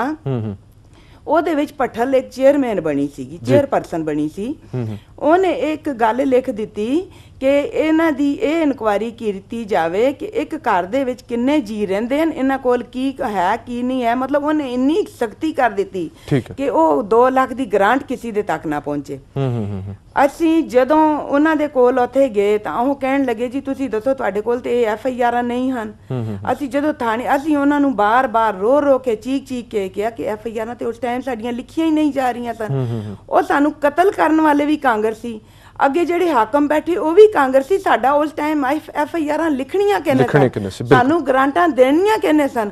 ਦੇਖੋ ਕਿੰਨੇ ਸਾਲਾਂ ਬਾਅਦ, ਅਗਰ ਸਾਨੂੰ ਜਦੋਂ ਸਾਡਾ 84 ਦੇ ਵਿੱਚ ਕਤਲੇਆਮ ਹੋਇਆ, ਸਾਡੇ ਲੋਕ ਉੱਜੜ ਕੇ ਪੰਜਾਬ ਵਿੱਚ ਚਲੇ ਗਏ, ਕਈ ਲੋਕ ਵਿਚਾਰੇ ਇੱਥੇ ਦਰ ਦੀਆਂ ਠੋਕਰਾਂ ਖਾ ਰਹੇ ਹਨ। ਉਹਨਾਂ ਨੂੰ ਅਗਰ ਉਸ ਟਾਈਮ ਮੇਰੇ ਖਿਆਲ ਨਾਲ 25,000 ਦੀ ਵੀ ਗ੍ਰਾਂਟ ਦਿੱਤੀ ਗਈ ਹੁੰਦੀ ਤਾਂ ਸ਼ਾਇਦ ਉਹਨਾਂ ਦਾ ਜੀਵਨ ਮੁੜ ਆਪਣੇ ਸੈਟਲ ਹੋਏ ਹੁੰਦੇ। ਠੀਕ ਹੈ ਸਾਡਾ ਹੋਰ ਵੀ ਪੀੜਤ ਮੌਜੂਦ ਨੇ, ਉਹਨਾਂ ਨਾਲ ਵੀ ਗੱਲਬਾਤ ਕਰਾਂਗੇ ਕਿਉਂਕਿ ਜੋ ਜ਼ਖਮ, ਜੋ ਦਰਦ ਨੇ ਇਹਨਾਂ ਦੇ ਹਾਲੇ ਤੱਕ ਪੂਰੇ ਨਹੀਂ ਹੋ ਸਕੇ, ਭਰੇ ਨਹੀਂ ਜਾ ਸਕੇ। ਤੁਸੀਂ ਦੱਸੋ ਜੀ, ਤੁਹਾਡੀ ਕਿਸੇ ਤਰ੍ਹਾਂ ਦੀ ਕੋਈ ਹੈਲਪ ਕੀਤੀ ਗਈ ਹੈ? ਕਿਉਂਕਿ ਹੁਣ ਵਾਰ-ਵਾਰ ਉੱਠ ਕੇ ਇਹ ਮਾਮਲੇ ਦੁਬਾਰਾ ਸਾਹਮਣੇ ਆ ਰਹੇ ਨੇ। ਹੈਲਪ ਤੇ ਉਹਨਾਂ ਨੇ ਕੀ ਕਰਨੀ ਹੈ? ਸਾਡੀ ਇੱਕ ਮੰਗ ਸੀਗੀ ਕਿ ਉਹ ਵੀ ਨਹੀਂ ਪੂਰੀ ਕਰ ਪਾਏ। ਜਿਹੜੇ ਸਾਡੇ ਕਾਤਲ ਨੇ ਆਦਮੀਆਂ ਦੇ, ਉਹਨਾਂ ਨੂੰ ਉਹ ਸਾਹੀਂ ਸ਼ਰੇਆਮ ਦੇਖਦੇ ਘੁੰਮਦੇ। ਟਾਈਟਲਰ ਹੋ ਗਿਆ, ਜਗਦੀਸ਼ ਟਾਈਟਲਰ ਹੋ ਗਿਆ, ਸਜਨ ਕੁਮਾਰ। ਤੁਹਾਡੇ ਨਾਲ ਕੀ ਹੋਇਆ ਸੀਗਾ ਉਹਨਾਂ ਸਮੇਂ? ਸਾਡੇ ਸਾਹਮਣੇ ਸਾਡੇ ਜਿੰਦੇ ਬੰਦੇ ਆਦਮੀ ਜਲਾ ਦਿੱਤੇ ਗਏ। ਬਥੇਰੀ ਫਰਿਆਦ ਕੀਤੀ ਪਰ ਕਿਸੇ ਨੇ ਸੁਣਾਈ ਨਹੀਂ ਦਿੱਤੀ। ਹੁਣ ਤੱਕ ਉਹਨਾਂ ਨੂੰ ਪਕੜਿਆ ਨਹੀਂ ਗਿਆ। ਅਗਰ ਥੋੜੇ ਬੰਦੇ ਪਕੜੇ ਨੇ ਤੇ ਉਹਦੇ ਥਰੂ ਦੂਜਿਆਂ ਨੂੰ ਤੇ ਪਕੜ ਸਕਦੇ ਆ। ਉਹਨਾਂ ਨੂੰ ਪੁੱਛਣ ਵੀ ਤੁਹਾਨੂੰ ਕਿੰਨੇ ਕਿਹਾ ਸੀ ਵੀ ਇਹ ਤੁਸੀਂ ਕੰਮ ਕਰੋ, ਉਹ ਆਪੇ ਦੱਸਣਗੇ ਅੱਗੋਂ ਵੀ ਸਾਨੂੰ ਇਹਨਾਂ ਨੇ ਬੋਲਿਆ ਵੀ ਇਹ ਕੰਮ ਤੁਸੀਂ ਕਰੋ। ਫਿਰ ਆਪਣੇ ਆਪ ਚੇਂਜ ਦੇ ਨਾਲ ਉਹ ਹਿਸਾਬ ਕਰਨ। ਸਭ ਕੁਝ ਇਹਨਾਂ ਨੂੰ ਜਾਂਚ ਹੈ, ਕੀ ਨਹੀਂ ਕਰ ਸਕਦੇ। ਲੇਕਿਨ ਅਸੀਂ ਅੱਜ ਤੱਕ ਇਹੀ ਰੋਂਦੇ ਹਾਂ ਕਿ ਸਾਡੇ ਕਾਤਲਾਂ ਨੂੰ ਸਜ਼ਾ ਤੇ ਦਿਓ। 9 ਬੰਦੇ ਸਾਡੇ ਘਰ ਦੇ, ਇੱਕ ਘਰ ਦੇ 9 ਬੰਦੇ ਮਾਰੇ ਗਏ ਨੇ। ਦੱਸੋ ਅਸੀਂ ਕੀ ਜੀਣ ਜੋਗੇ ਹਾਂ? ਲੇਕਿਨ ਅਸੀਂ ਰੋ ਕੇ 30 ਸਾਲ ਹੋ ਗਏ ਨੇ, ਸਾਡੀ ਕੋਈ ਫਰਿਆਦ ਸੁਣਨ ਵਾਲਾ ਹੀ ਨਹੀਂ ਹੈ। ਇਹ ਕਾਂਗਰਸ ਅੰਨੀ ਬੋਲੀ ਸਾਡੇ ਜੋਗੀ ਰੱਖੀ ਸੀ ਉਸ ਟਾਈਮ। ਇਸ ਤੋਂ ਅੱਛਾ ਤੇ ਇਹ ਰਾਜ ਹੁੰਦਾ ਹੀ ਨਾ। ਘੱਟ ਤੋਂ ਘੱਟ ਇਹ ਸਾਡੇ ਸਿੱਖਾਂ ਨਾਲ ਇਹ ਹਾਦਸਾ ਨਾ ਹੁੰਦਾ। ਇਹ ਸਿੱਖ ਹੀ ਇਹਨਾਂ ਨੂੰ ਬਣਾਉਣ ਵਾਲੇ ਤੇ ਸਿੱਖਾਂ ਨੂੰ ਹੀ ਨਹੀਂ ਇਹਨਾਂ ਨੇ ਮਾਰ ਦਿੱਤਾ। ਇਹ ਤੇ ਬਹੁਤ ਸ਼ਰਮ ਵਾਲੀ ਗੱਲ ਹੈ ਇਸ ਰਾਜ ਲਈ। ਤੇ ਨਾ ਇਹ ਕਲੰਕ ਇਹਨਾਂ ਦੇ ਹੱਥੋਂ ਲੱਥਣਾ ਤੇ ਨਾ ਇਹ ਲੱਥੇਗਾ। ਅਗਰ ਇਹ ਲਾਣਾ ਚਾਹੁੰਦੇ ਆ ਤੇ ਸਾਡੇ ਕਾਤਲਾਂ ਨੂੰ ਜ਼ਰੂਰ ਸਜ਼ਾ ਦਿੱਤੀ ਜਾਏ। ਨਹੀਂ ਤਾਂ ਜਿੱਦਾਂ ਰਾਜੀਵ ਮਰਿਆ, ਇਹ ਇੱਦਾਂ ਹੀ ਇਹਨੇ, ਰਾਹੁਲ ਨੇ ਵੀ ਇੱਦਾਂ ਹੀ ਮਰਨਾ। ਕਿਉਂ? ਸਾਡੀਆਂ ਜਿਹੜੀਆਂ ਆਤਮਾਵਾਂ ਇਹ ਕੋਈ ਇਹਨਾਂ ਨੂੰ ਦੁਆ ਨਹੀਂ ਦਿੰਦੀਆਂ। ਇਹ ਸਾਡੀਆਂ ਆਤਮਾ ਕਲਪੀਆਂ ਹੋਈਆਂ ਨੇ ਤੇ ਇਹੀ ਹਾਲ ਇਹਨਾਂ ਦਾ ਹੋਣਾ। ਨਾ ਇਹ ਵਸਣ ਜੋਗੇ ਰਹਿਣੇ ਆ, ਨਾ ਇਹ ਜੀਣ ਜੋਗੇ ਰਹਿਣੇ ਆ। ਠੀਕ, ਬਹੁਤ ਸਾਰਾ ਦਰਦ, ਬਹੁਤ ਸਾਰੇ ਗਮ ਨੇ ਇਹਨਾਂ ਲੋਕਾਂ ਤੇ। ਵਾਰ-ਵਾਰ ਇਹੀ ਸਾਹਮਣੇ ਆਉਂਦਾ ਹੈ ਕਿ ਇਹਨਾਂ ਦੇ ਜ਼ਖਮ ਉਦੋਂ ਜ਼ਿਆਦਾ ਹਰੇ ਹੋ ਜਾਂਦੇ ਨੇ ਜਦੋਂ ਇਹ ਆਪਣੇ ਕਾਤਲਾਂ ਨੂੰ ਦੇਖਦੇ ਨੇ ਸ਼ਰੇਆਮ ਸੜਕਾਂ ਤੇ ਘੁੰਮਦਿਆਂ, ਸ਼ਰੇਆਮ ਗੱਡੀਆਂ ਤੇ ਬਿਰਾਜਮਾਨ ਹੋਇਆ। ਇੱਕ ਛੋਟੇ ਜਿਹੇ ਬ੍ਰੇਕ ਲਈ ਰੁਕ ਰਿਹਾ, ਬ੍ਰੇਕ ਤੋਂ ਬਾਅਦ ਜਲਦ ਹਾਜ਼ਰ ਹੋਣਾ।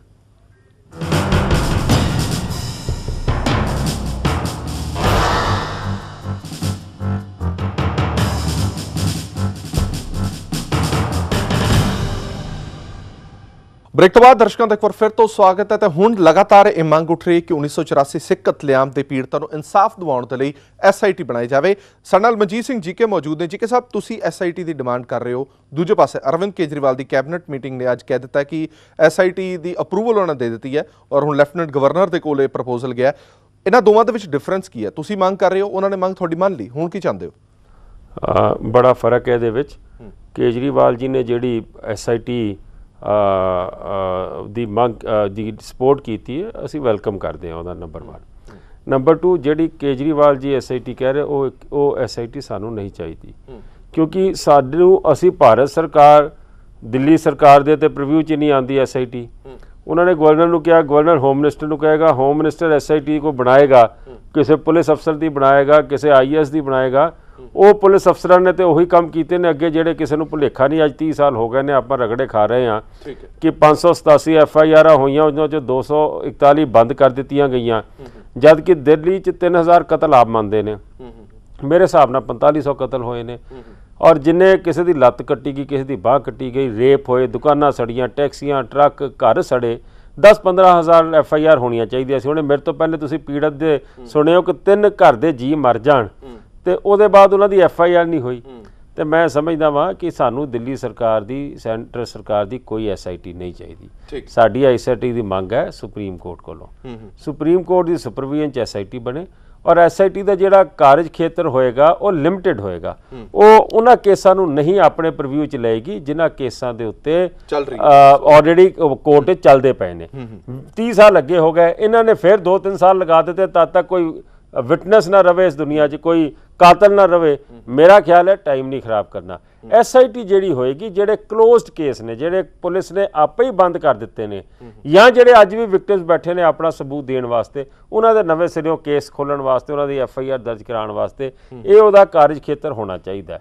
ਦੂਜੀ ਗੱਲ, ਸੁਪਰੀਮ ਕੋਰਟ ਕੋਲ ਅਸੀਂ ਅਪੀਲ ਕਰ ਰਹੇ ਹਾਂ ਕਿ ਜਿਹੜੇ ਆਲਰੇਡੀ ਟਰਾਇਲ ਕੇਸ 'ਚ ਕੇਸ ਚੱਲਦੇ ਪਏ ਨੇ, ਉਹ ਭਾਵੇਂ ਹਾਇਰ ਕੋਰਟ 'ਚ ਨੇ, ਲੋਅਰ ਕੋਰਟ 'ਚ ਨੇ, CBI ਕੋਰਟ 'ਚ ਨੇ, ਉਹਨਾਂ ਦੇ ਉੱਤੇ ਟਾਈਮ ਫਰੇਮ ਲਾ ਦਿੱਤਾ ਜਾਵੇ। 60 to 90 ਡੇਜ਼ ਦੇ ਵਿੱਚ ਇਹ ਕੇਸਿਸ ਨੂੰ ਖਤਮ ਕਰਕੇ ਇਹਨਾਂ ਦਾ ਜਿਹੜਾ ਫੈਸਲਾ ਹੈ ਉਹ ਅੱਗੇ ਲਿਆਂਦਾ ਜਾਵੇ। ਇਹ ਅਸੀਂ ਚੀਫ ਜਸਟਿਸ ਆਫ ਇੰਡੀਆ ਕੋਲ ਅਪੀਲ ਕਰ ਰਹੇ ਹਾਂ, ਉਹਦੇ ਕੋਲ ਟਾਈਮ ਮੰਗਿਆ, ਉਹਦੇ ਕੋਲ ਜਾ ਰਹੇ ਹਾਂ।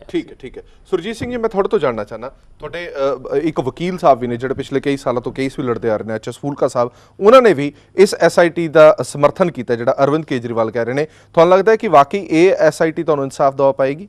ਜਿਹੜੀ SIT ਦੀ ਗੱਲ ਕੀਤੀ ਹੈ ਕੇਜਰੀਵਾਲ ਸਾਹਿਬ ਨੇ, ਇਹਦਾ ਕੋਈ ਬਹੁਤਾ ਬੈਨੀਫਿਟ ਨਹੀਂ ਹੋਣਾ, ਕਿਉਂਕਿ 10 ਕਮਿਸ਼ਨ ਪਹਿਲਾਂ ਬਣ ਗਏ ਨੇ, ਉਹਦਾ ਕੋਈ ਰਿਜ਼ਲਟ ਨਹੀਂ ਆਇਆ।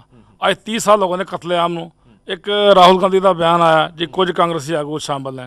ਸਾਰੀ ਦੁਨੀਆ ਨੂੰ ਪਤਾ ਹੈ ਜਿਹੜੇ ਕਾਂਗਰਸੀ ਆਗੂ ਸ਼ਾਮਲ ਨੇ, ਰਾਹੁਲ ਨੂੰ ਪਤਾ ਹੈ, ਸੋਨੀਆ ਨੂੰ ਪਤਾ ਹੈ। ਜਦੋਂ ਇਹ ਕਤਲੇਆਮ ਹੋਇਆ, ਇਹ ਸਾਰਾ ਰਾਜੀਵ ਗਾਂਧੀ ਨੇ ਕਰਾਇਆ। ਉਹਨੇ ਕਿਹਾ ਮੇਰੀ ਮਾਂ ਮਾਰਤੀ, ਸਿੱਖਾਂ ਨੇ ਮਾਰਤੀ। ਉਹਨੇ ਆਪਣੇ ਜਿਹੜੇ ਵਰਕਰ ਸਨ ਉਹਨਾਂ ਨੂੰ ਹੁਕਮ ਦਿੱਤੇ, ਉਹਨਾਂ ਨੂੰ ਪਲਾਨਿੰਗ ਬਣਾਈ। ਜਗਦੀਸ਼ ਚੈਟਲਰ, ਸੱਜਣ ਕੁਮਾਰ, ਕਮਲਨਾਥ, HKL ਭਗਤ, ਸਾਰਿਆਂ ਨੂੰ ਪਲਾਨਿੰਗ ਬਣਾ ਕੇ ਇਹ ਸਾਰਾ ਕਤਲੇਆਮ ਕਰਾਇਆ ਗਿਆ।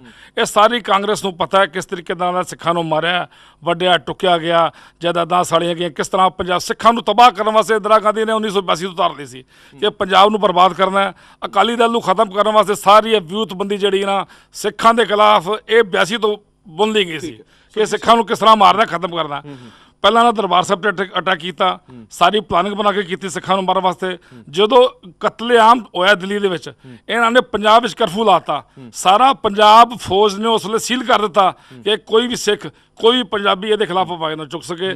ਇਸ ਤੋਂ ਵੱਡੀ ਸਿੱਖਾਂ ਨਾਲ ਕੋਈ ਬੇਇਨਸਾਫੀ ਨਹੀਂ ਹੋ ਸਕਦੀ। ਮੈਂ ਇਹ ਵੀ ਜਾਣਨਾ ਚਾਹੁੰਦਾ, ਪਿਛਲੇ ਲੰਬੇ ਸਾਲ 30 ਸਾਲਾਂ ਤੋਂ ਤੁਹਾਡੇ ਕੇਸਿਸ ਲੜੇ ਜਾ ਰਹੇ ਨੇ, ਤੁਹਾਨੂੰ ਲੱਗਦਾ ਕਿ ਵਕਾਲਤ 'ਚ ਜਾਂ ਵਕੀਲਾਂ 'ਚ ਤੁਹਾਡੀਆਂ ਸਿੱਖ ਸੰਸਥਾਵਾਂ ਦੇ ਵੱਲੋਂ ਕੋਈ ਕਮਜ਼ੋਰੀ ਰਹਿ ਗਈ ਹੋਵੇ ਜਾਂ ਵਕੀਲਾਂ ਦੀ ਥੋੜੀ ਜਿਹੀ ਘਾਟ ਰਹਿ ਗਈ ਹੋਵੇ?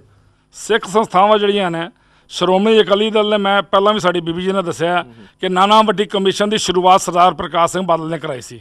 ਉਹਨਾਂ ਨੇ ਰੋਲਾ ਰੱਪਾ ਪਾਇਆ, ਸੁਖਬੀਰ ਜੀ ਨੇ ਪਾਇਆ, ਉਹ ਨਾਨਾ ਵੱਡੀ ਕਮਿਸ਼ਨ ਬਣਿਆ। ਉਸ ਵਕਤ 20 ਸਾਲ ਬਾਅਦ ਇਹ ਕੰਮ ਸ਼ੁਰੂ ਹੋਇਆ ਸੀ। ਪਹਿਲਾਂ ਸਾਰਾ ਕੰਮ ਜਦੋਂ ਕਾਂਗਰਸ ਦਾ ਰਾਜ ਰਿਹਾ ਹਿੰਦੁਸਤਾਨ ਦੇ ਵਿੱਚ, ਇਹ ਸਾਰਾ ਕੰਮ ਬੰਦ ਹੋ ਗਿਆ ਸੀ।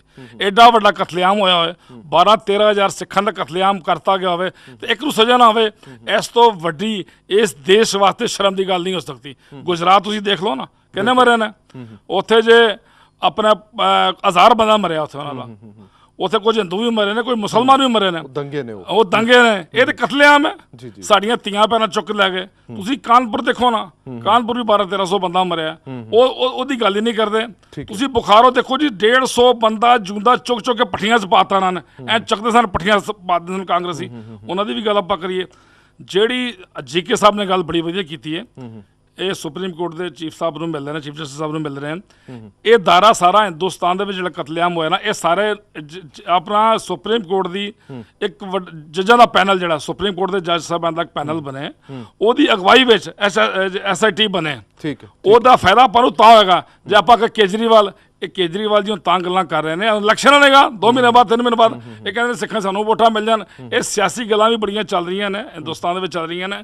ਇਹ ਕੋਈ ਇਨਸਾਫ ਦੀ ਬਹੁਤੀ ਵੱਡੀ ਗੱਲ ਨਹੀਂ ਕਰਦੇ, ਹਰ ਬੰਦਾ ਰੋਟੀਆਂ ਸਿੱਖਦਾ। ਇਸ ਕਰਕੇ ਜਿਹੜਾ ਕਤਲੇਆਮ ਹੋਇਆ, ਸੁਪਰੀਮ ਕੋਰਟ ਦੀ ਰਹਿਨਮਾਈ ਵਿੱਚ ਇੱਕ ਕਮਿਸ਼ਨ ਬਣੇ, ਇਹਦੇ ਵਿੱਚ ਸਾਰੇ ਹਿੰਦੁਸਤਾਨ ਨੂੰ ਸ਼ਾਮਲ ਕੀਤਾ ਜਿੱਥੇ ਜਿੱਥੇ ਕਤਲੇਆਮ ਹੋਇਆ, ਤੇ ਜਿੰਨੇ ਵੀ ਦੋਸ਼ੀ ਨੇ ਉਹਨਾਂ ਸਾਰਿਆਂ ਨੂੰ 6 ਮਹੀਨੇ ਦੇ ਵਿੱਚ ਫਾਸਟ ਕੋਟਾ ਬਣਾਈ ਜਾਣ, ਹਿੰਦੁਸਤਾਨ ਵਿੱਚ ਬਣਾਈ ਜਾਣ, ਜਿਸ ਤਰ੍ਹਾਂ ਗੁਜਰਾਤ ਵਿੱਚ ਬਣਾਈਆਂ, ਉਹ ਬਣਾ ਕੇ ਤੇ ਜਿਹੜੇ ਦੋਸ਼ੀ ਨੇ ਇਹਨਾਂ ਨੂੰ ਸਜ਼ਾਵਾਂ ਦਿੱਤੀਆਂ ਜਾਣ। ਜੇ ਸਜ਼ਾਵਾਂ ਇਹ ਜਦੋਂ ਤੱਕ ਦੇਖੋ ਇਹ ਸਜ਼ਾਵਾਂ ਨਹੀਂ ਮਿਲਦੀਆਂ, ਇਹ ਲੜਾਈ ਜਾਰੀ ਰਹੇਗੀ। ਇਹ ਲੜਾਈ ਮੁੱਕਣ ਵਾਲੀ ਨਹੀਂ ਹੈਗੀ ਜਦੋਂ ਤੱਕ ਸਿੱਖਾਂ ਨੂੰ ਇਨਸਾਫ ਨਹੀਂ ਮਿਲ ਜਾਂਦਾ ਹਿੰਦੁਸਤਾਨ ਦੇ ਵਿੱਚ। ਠੀਕ ਹੈ। ਗੁਰਚਰਨਜੀਤ ਸਿੰਘ ਲਾਂਬਾ ਸਾਡਾ ਮੌਜੂਦ ਨੇ ਜਲੰਧਰ ਤੋਂ।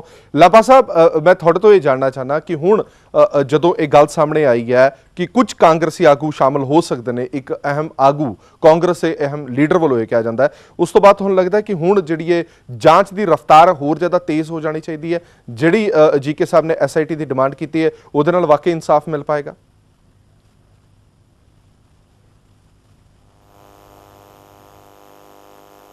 ਤੁਸੀਂ ਇਸ ਤੋਂ ਪਹਿਲੇ ਮੈਂ ਸੁਣ ਰਿਹਾ ਸੀ, ਬੀਬੀ ਜੀ ਨੇ ਵੀ ਦੱਸਿਆ ਕਿ ਜਿਹੜਾ 1984 ਹੈ ਕਦੀ ਨਹੀਂ ਭੁਲਾਇਆ ਜਾਏਗਾ, ਇੰਨਾ ਵੱਡਾ ਕਤਲੇਆਮ ਹੋਇਆ। ਮੈਨੂੰ ਯਾਦ ਹੈ, ਬਹੁਤ ਪੁਰਾਣੀ ਗੱਲ ਹੈ, 1983 ਦਾ ਸ਼ਾਇਦ ਗੁਰੂ ਨਾਨਕ ਪਾਤਸ਼ਾਹ ਦਾ ਗੁਰਪੁਰਬ ਸੀ, ਪਟਨਾ ਸਾਹਿਬ ਮਨਾਇਆ ਜਾ ਰਿਹਾ ਸੀ, ਤੇ ਉਸ ਦੇ ਵਿੱਚ ਸੰਗਤ ਪੜ੍ਹ ਰਹੀ ਸੀ ਕਟੋ 84 ਬਾਬਾ ਜੀ, ਤੇ ਜਿਹੜੇ ਸਟੇਜ ਸਕੱਤਰ ਸਨ ਉਹਨਾਂ ਨੇ ਕਿਹਾ ਕਿ 1983 ਕੱਟੀ ਗਈ ਤੇ 1984 ਵੀ ਕੱਟੀ ਜਾਏਗੀ, ਪਰ ਨਹੀਂ, ਲੱਗਦਾ ਹੈ 1984 ਕਦੇ ਨਹੀਂ ਕੱਟੀ ਜਾਏਗੀ। 1984 ਇੱਕ ਐਸਾ ਸਾਲ ਹੈ ਜਿਹੜਾ ਕਦੇ ਵੀ ਨਹੀਂ ਮੁੱਕਣਾ, ਕਦੇ ਵੀ ਨਹੀਂ ਖਤਮ ਹੋਣਾ। ਬਹੁਤ ਸੁੰਦਰ ਕਿਸੇ ਨੇ ਇੱਕ ਲਫ਼ਜ਼ ਕਿਹਾ ਸੀ, ਉਹ ਕਹਿੰਦਾ ਹੈ ਕਿ ਜ਼ੁਲਮ ਤੋਂ ਜ਼ੁਲਮ ਹੈ, ਜ਼ੁਲਮ ਜਿੰਨਾ ਮਰਜ਼ੀ ਕਰ ਲਓ, ਜ਼ੁਲਮ ਤੋਂ ਜ਼ੁਲਮ ਹੈ, ਬਰਪੇਗਾ ਤਾਂ ਥਮ ਜਾਏਗਾ, ਕਿਸੇ ਸਟੇਜ ਤੇ ਆ ਕੇ ਰੁਕੇਗਾ। ਜ਼ਾਲਮ ਦੀ ਕੋਈ ਹੱਦ ਹੈ। ਇਸ ਤੋਂ ਪਹਿਲਾਂ ਦਿੱਲੀ ਦੇਖ ਚੁੱਕੀ ਹੈ, ਨਾਦਰਸ਼ਾਹੀ ਦੇਖ ਚੁੱਕੀ ਹੈ, ਤੈਮੂਰ ਲੰਗ ਦਾ ਵੀ ਦੇਖ ਚੁੱਕੀ ਹੈ, ਬਾਬਰ ਦਾ ਵੀ ਦੇਖ ਚੁੱਕੀ ਹੈ, ਹੋਰ ਕਤਲੇਆਮ ਦੇਖ ਚੁੱਕੀ ਹੈ। ਪਰ ਇਹ ਜਿਹੜਾ ਕਤਲੇਆਮ ਸੀ, ਜਿਸ ਨੂੰ ਕਦੇ ਦੰਗਾ ਕਹਿ ਦਿੱਤਾ ਜਾਂਦਾ ਹੈ, ਕਦੇ ਕਿਸੇ ਪਾਰਟੀ ਵੱਲ ਕਹਿ ਦਿੱਤਾ ਜਾਂਦਾ ਹੈ, ਦਰਅਸਲ ਜਿਹੜੀ ਗੱਲ ਸ਼ੁਰੂ ਦੇ ਵਿੱਚ ਹੀ ਕਹੀ ਗਈ ਕਿ ਇਹ ਜਿਹੜਾ ਸੀ ਸ਼੍ਰੀਮਤੀ ਇੰਦਰਾ ਗਾਂਧੀ ਨੇ, ਜੋ ਉਸ ਵੇਲੇ ਚੰਦਰ ਸ਼ੇਖਰ ਨੇ ਵੀ ਖੁੱਲ੍ਹ ਕੇ ਕਿਹਾ ਸੀ ਕਿ ਪੂਰੇ ਦੇਸ਼ ਦੀ ਬਹੁ ਗਿਣਤੀ ਦੀਆਂ ਭਾਵਨਾਵਾਂ ਨੂੰ ਭੜਕਾ ਕੇ ਇੱਕ ਚੋਣਾਂ ਜਿੱਤਣ ਲਈ ਕੀਤਾ। ਔਰ ਜੇਕਰ ਉਸ ਵੇਲੇ ਦੀਆਂ ਰਿਪੋਰਟਾਂ ਦੇਖੀਆਂ ਜਾਣ, PUDR PUCL ਦੀਆਂ, ਹੈਰਾਨੀ ਹੁੰਦੀ ਹੈ, ਸ਼ਰਮ ਆਉਂਦੀ ਹੈ, ਸਿਰ ਝੁਕਦਾ ਹੈ। ਉਹਦੇ ਵਿੱਚ ਜਿਨ੍ਹਾਂ ਦੇ ਉੱਤੇ ਦੋਸ਼ ਹੈ, ਜਿਨ੍ਹਾਂ ਨੇ ਕਤਲੇਆਮ ਕਰਵਾਇਆ, ਜਿਨ੍ਹਾਂ ਨੇ ਅੱਗਾਂ ਲਵਾਈਆਂ, ਕੋਈ TS ਬੇਦੀ ਵੀ ਹੈਗੇ ਹੈ, ਸਰਦਾਰ ਵੀ ਹੈ ਜਿਹਨੇ ਆਪਣੇ ਗੁਆਂਢੀ ਦੀ ਫੈਕਟਰੀ ਨੂੰ ਅੱਗ ਲਗਵਾਤੀ ਤੇ ਆਪ ਬਚਾ ਲਈ। ਇਹ ਸਾਰੀਆਂ ਚੀਜ਼ਾਂ ਜਿਹੜੀਆਂ ਅਜੇ ਤੱਕ ਕਦੀ ਕਿਸੇ ਇਨਵੈਸਟੀਗੇਸ਼ਨ 'ਚ ਨਹੀਂ ਆਈਆਂ। ਕਮਿਸ਼ਨ ਬਣੇ, ਕਮਿਸ਼ਨਾਂ ਦੀ ਜੋ ਉਹਨਾਂ ਦਾ ਕਾਰਜ ਖੇਤਰ ਬੜਾ ਲਿਮਿਟਿਡ ਹੁੰਦਾ ਹੈ, ਉਸ ਦਾ ਕਾਰਜ ਖੇਤਰ ਹੁੰਦਾ ਹੈ ਕਿ ਉਹ ਕਮਿਸ਼ਨ ਸਿਰਫ ਐਵੀਡੈਂਸਸ ਤੇ ਗਵਾਹੀਆਂ ਲੈ ਕੇ ਅੱਗੇ ਤੋਰ ਦਿੰਦਾ ਹੈ। ਇਨਵੈਸਟੀਗੇਸ਼ਨ ਦਾ ਕੰਮ ਹੈ ਉਹਨੂੰ ਇਨਵੈਸਟੀਗੇਟ ਕਰਨਾ। ਬਹੁਤ ਵੱਡੀ ਗਿਣਤੀ ਵਿੱਚ ਜੋ ਸਰਕਾਰ ਦਾ, ਸਰਕਾਰੀ ਤੰਤਰ ਦਾ, ਰਾਜ ਦਾ, ਪੁਲਿਸ ਦਾ, ਗੌਰਮੈਂਟ ਦਾ, ਹਕੂਮਤ ਦਾ, ਰਾਜ ਕਰ ਰਹੀਆਂ ਪਾਰਟੀਆਂ ਦਾ, ਭਾਵੇਂ ਉਹ ਕੋਈ ਵੀ ਪਾਰਟੀ ਸੀ, ਕਾਂਗਰਸ ਸੀ, ਭਾਵੇਂ BJP ਦੀ ਸੀ, ਦੋਨਾਂ ਵੱਲੋਂ ਸ਼੍ਰੀਮਤੀ ਇੰਦਰਾ ਗਾਂਧੀ ਨੂੰ ਵਧਾਈਆਂ ਦੇ ਦੇਣੀਆਂ ਔਰ ਇਹ ਕਹਿ ਦੇਣਾ ਕਿ ਬੜੀ ਦੇਰੀ ਨਾਲ ਚੁੱਕਿਆ ਗਿਆ, ਅਸੀਂ ਵੀ ਸਹਿਮਤ ਹਾਂ। ਇਸ ਕਰਕੇ ਆਮ ਲੋਕਾਂ ਦਾ ਵਿਸ਼ਵਾਸ ਪੂਰੇ ਤੰਤਰ ਤੋਂ ਉੱਠ ਚੁੱਕਾ ਸੀ। ਬਹੁਤ ਹਜ਼ਾਰਾਂ ਦੀ ਗਿਣਤੀ ਵਿੱਚ ਕੇਸਸ ਹਨ ਜਿਹੜੇ ਅਜੇ ਤੱਕ ਜਿਨ੍ਹਾਂ ਦੇ ਦਰਜ ਵੀ ਨਹੀਂ ਹੋਏ। ਇਹਨਾਂ ਸਾਰੀਆਂ ਚੀਜ਼ਾਂ ਨੂੰ ਕੇਵਲ ਇਨਵੈਸਟੀਗੇਸ਼ਨ ਟੀਮ ਹੀ ਦੂਰ ਕਰ ਸਕਦੀ ਹੈ। ਉਹ ਕਿਸ ਤਰ੍ਹਾਂ ਬਣਨੀ ਹੈ, ਕਿੱਦਾਂ ਕਰਨੀ ਹੈ, ਕਿਸ ਤਰ੍ਹਾਂ ਹੋਣਾ, ਇਹਦੇ ਲਈ ਸਾਰਿਆਂ ਨੂੰ ਸਹਿਯੋਗ ਦੇਣਾ ਚਾਹੀਦਾ। ਸ਼ੁਰੂ ਦੇ ਵਿੱਚ ਜਿਹੜੀ ਮੈਂ ਗੱਲ ਕਹੀ ਕਿ ਉਸਨੇ ਕਿਹਾ ਜ਼ੁਲਮ ਤੋਂ ਜ਼ੁਲਮ ਹੈ, ਬਰਪੇਗਾ ਤਾਂ ਥਮ ਜਾਏਗਾ, ਕਿਸੇ ਇੱਕ ਸਪॉट ਤੇ ਆ ਕੇ ਰੁਕ ਜਾਏਗਾ। ਜ਼ੁਲਮ ਤੋਂ ਜ਼ੁਲਮ ਹੈ, ਬਰਪੇਗਾ ਤਾਂ ਥਮ ਜਾਏਗਾ। पर लहू तो लहू है, टपकेगा तो जम जाएगा। ਇਹ ਜਿਹੜਾ ਲਹੂ ਕਿਸੇ ਦਾ ਡੁੱਲਿਆ ਹੁੰਦਾ ਹੈ, ਇਹ ਜੰਮ ਜਾਂਦਾ ਹੈ। ਜਿਹੜੀ ਗੱਲ ਕਰਦੇ ਆ ਇਸ ਨੂੰ ਭੁਲਾ ਦਿੱਤਾ ਜਾਏ, ਇਤਨੇ ਸਾਲ ਹੋ ਗਏ, ਐਵੀਡੈਂਸਸ ਖਤਮ ਹੋ ਗਈਆਂ। ਜੇ ਰਾਮ ਸੇਤੂ ਦੀ ਅੱਜ ਇਨਵੈਸਟੀਗੇਸ਼ਨ ਹੋ ਸਕਦੀ ਹੈ, ਜੇ ਬਾਬਰੀ ਮਸਜਿਦ ਦੀ 500 ਸਾਲ ਪਹਿਲੇ ਦੀ ਘਟਨਾ ਦੀ ਇਨਵੈਸਟੀਗੇਸ਼ਨ ਕਰਾਉਂਦੇ ਹੈ ਕਿ ਹੋ ਸਕਦਾ ਹੈ ਕਿ ਨਹੀਂ ਹੋ ਸਕਦਾ, ਜੇ ਅੱਜ ਇਹ ਐਲਾਨ ਕੀਤਾ ਜਾਂਦਾ ਹੈ ਅਸੀਂ ਉਹ ਸਪਾਟ ਲੱਭਣਾ ਜਿੱਥੇ ਸ਼੍ਰੀ ਕ੍ਰਿਸ਼ਨ ਨੇ ਗੀਤਾ ਦਾ ਉਪਦੇਸ਼ ਦਿੱਤਾ ਸੀ ਕੁਰੂਕਸ਼ੇਤਰ ਵਿੱਚ, ਉਹਦੀ ਇਨਵੈਸਟੀਗੇਸ਼ਨ ਹੁੰਦੀ ਹੈ। ਅਜੇ ਤਾਂ ਸਾਰੇ ਜਿੰਦੇ ਹੈ, ਅਜੇ ਤਾਂ ਸਾਰੇ ਗਵਾਹ ਹੈ, ਅਜੇ ਤਾਂ ਉਹ ਸਾਰੇ ਦੋਸ਼ੀ ਮੌਜੂਦ ਹੈ, ਅਜੇ ਤਾਂ ਉਹਨਾਂ ਦੋਸ਼ੀਆਂ ਨੂੰ ਅਹੁਦੇ ਦੇਣ ਵਾਲੇ ਮੌਜੂਦ ਹੈ, ਉਹਨਾਂ ਨੂੰ ਵਜ਼ਾਰਤਾਂ ਦੇਣ ਵਾਲੇ ਮੌਜੂਦ ਹੈ। ਉਹਨਾਂ ਨੂੰ ਫੜ ਕੇ ਅਗਰ ਉਹਨਾਂ ਦੀ ਇਨਵੈਸਟੀਗੇਸ਼ਨ ਕੀਤੀ ਜਾਏ, ਕਿੱਦਾਂ ਕੋਈ ਚੀਜ਼ ਸਾਹਮਣੇ ਨਹੀਂ ਆਏਗੀ। ਸਵਾਲ ਸਿਰਫ ਇੰਨਾ ਹੈ ਕਿ ਨੀਅਤ ਕੀ ਹੈ। ਪਰ ਜੇ ਨੀਅਤ ਅਗਰ ਹੈ ਈਮਾਨਦਾਰੀ ਦੀ, ਜੇ ਵਾਕਈ ਉਸ ਭਾਵਨਾ ਦੇ ਨਾਲ ਕਦੀ ਇੱਕ ਵਾਰ ਉਸ ਲੋਗੋ ਨੂੰ ਦੇਖ ਲੈਣ ਜਿਹਦੇ ਉੱਤੇ ਲਿਖਿਆ ਸਤਿਮੇਵ ਜਯਤੇ, ਫਿਰ ਸ਼ਾਇਦ ਨਹੀਂ ਹੋਏਗੀ। ਪਰ ਜੋ ਸਾਡੀ ਹਾਲਤ ਕੀਤੀ ਗਈ ਜੀ, वो बिल्कुल इसी तरह दी है। खुश हुआ था तोड़कर अपने कफस की तीलियां, हाय कह के रह गया टूटे परों को देखकर। जिदी खातर इतनियां कुर्बानियां कीतियां, जिन्हों महात्मा गांधी ने भी कहा कि ये देश की आज़ादी की बहुत बड़ी जंग आपने जीती है, बधाई हो। पर उसके बावजूद अगर ये करना और उन्होंने कहना कि जिमें किसी गिणती दे विच नहीं आंदे, इस तो वड्डा जुल्म जिहड़ा है वो नहीं हो सकता। नहीं हो सकता। बिल्कुल साडे नाल पीड़ित मौजूद ने, बहुत देर हो गई असीं उन्हां नाल गलबात करन दी कोशिश कर रहे हैं। मतलब मैं तुहाडे तो जानना चाहना कि जिस तरह दे नाल तुसीं एक लंबा संघर्ष कर चुके हो इंसाफ लैण दे लई, हाले भी तुहानूं उम्मीद हैगी कि इंसाफ मिल पाएगा?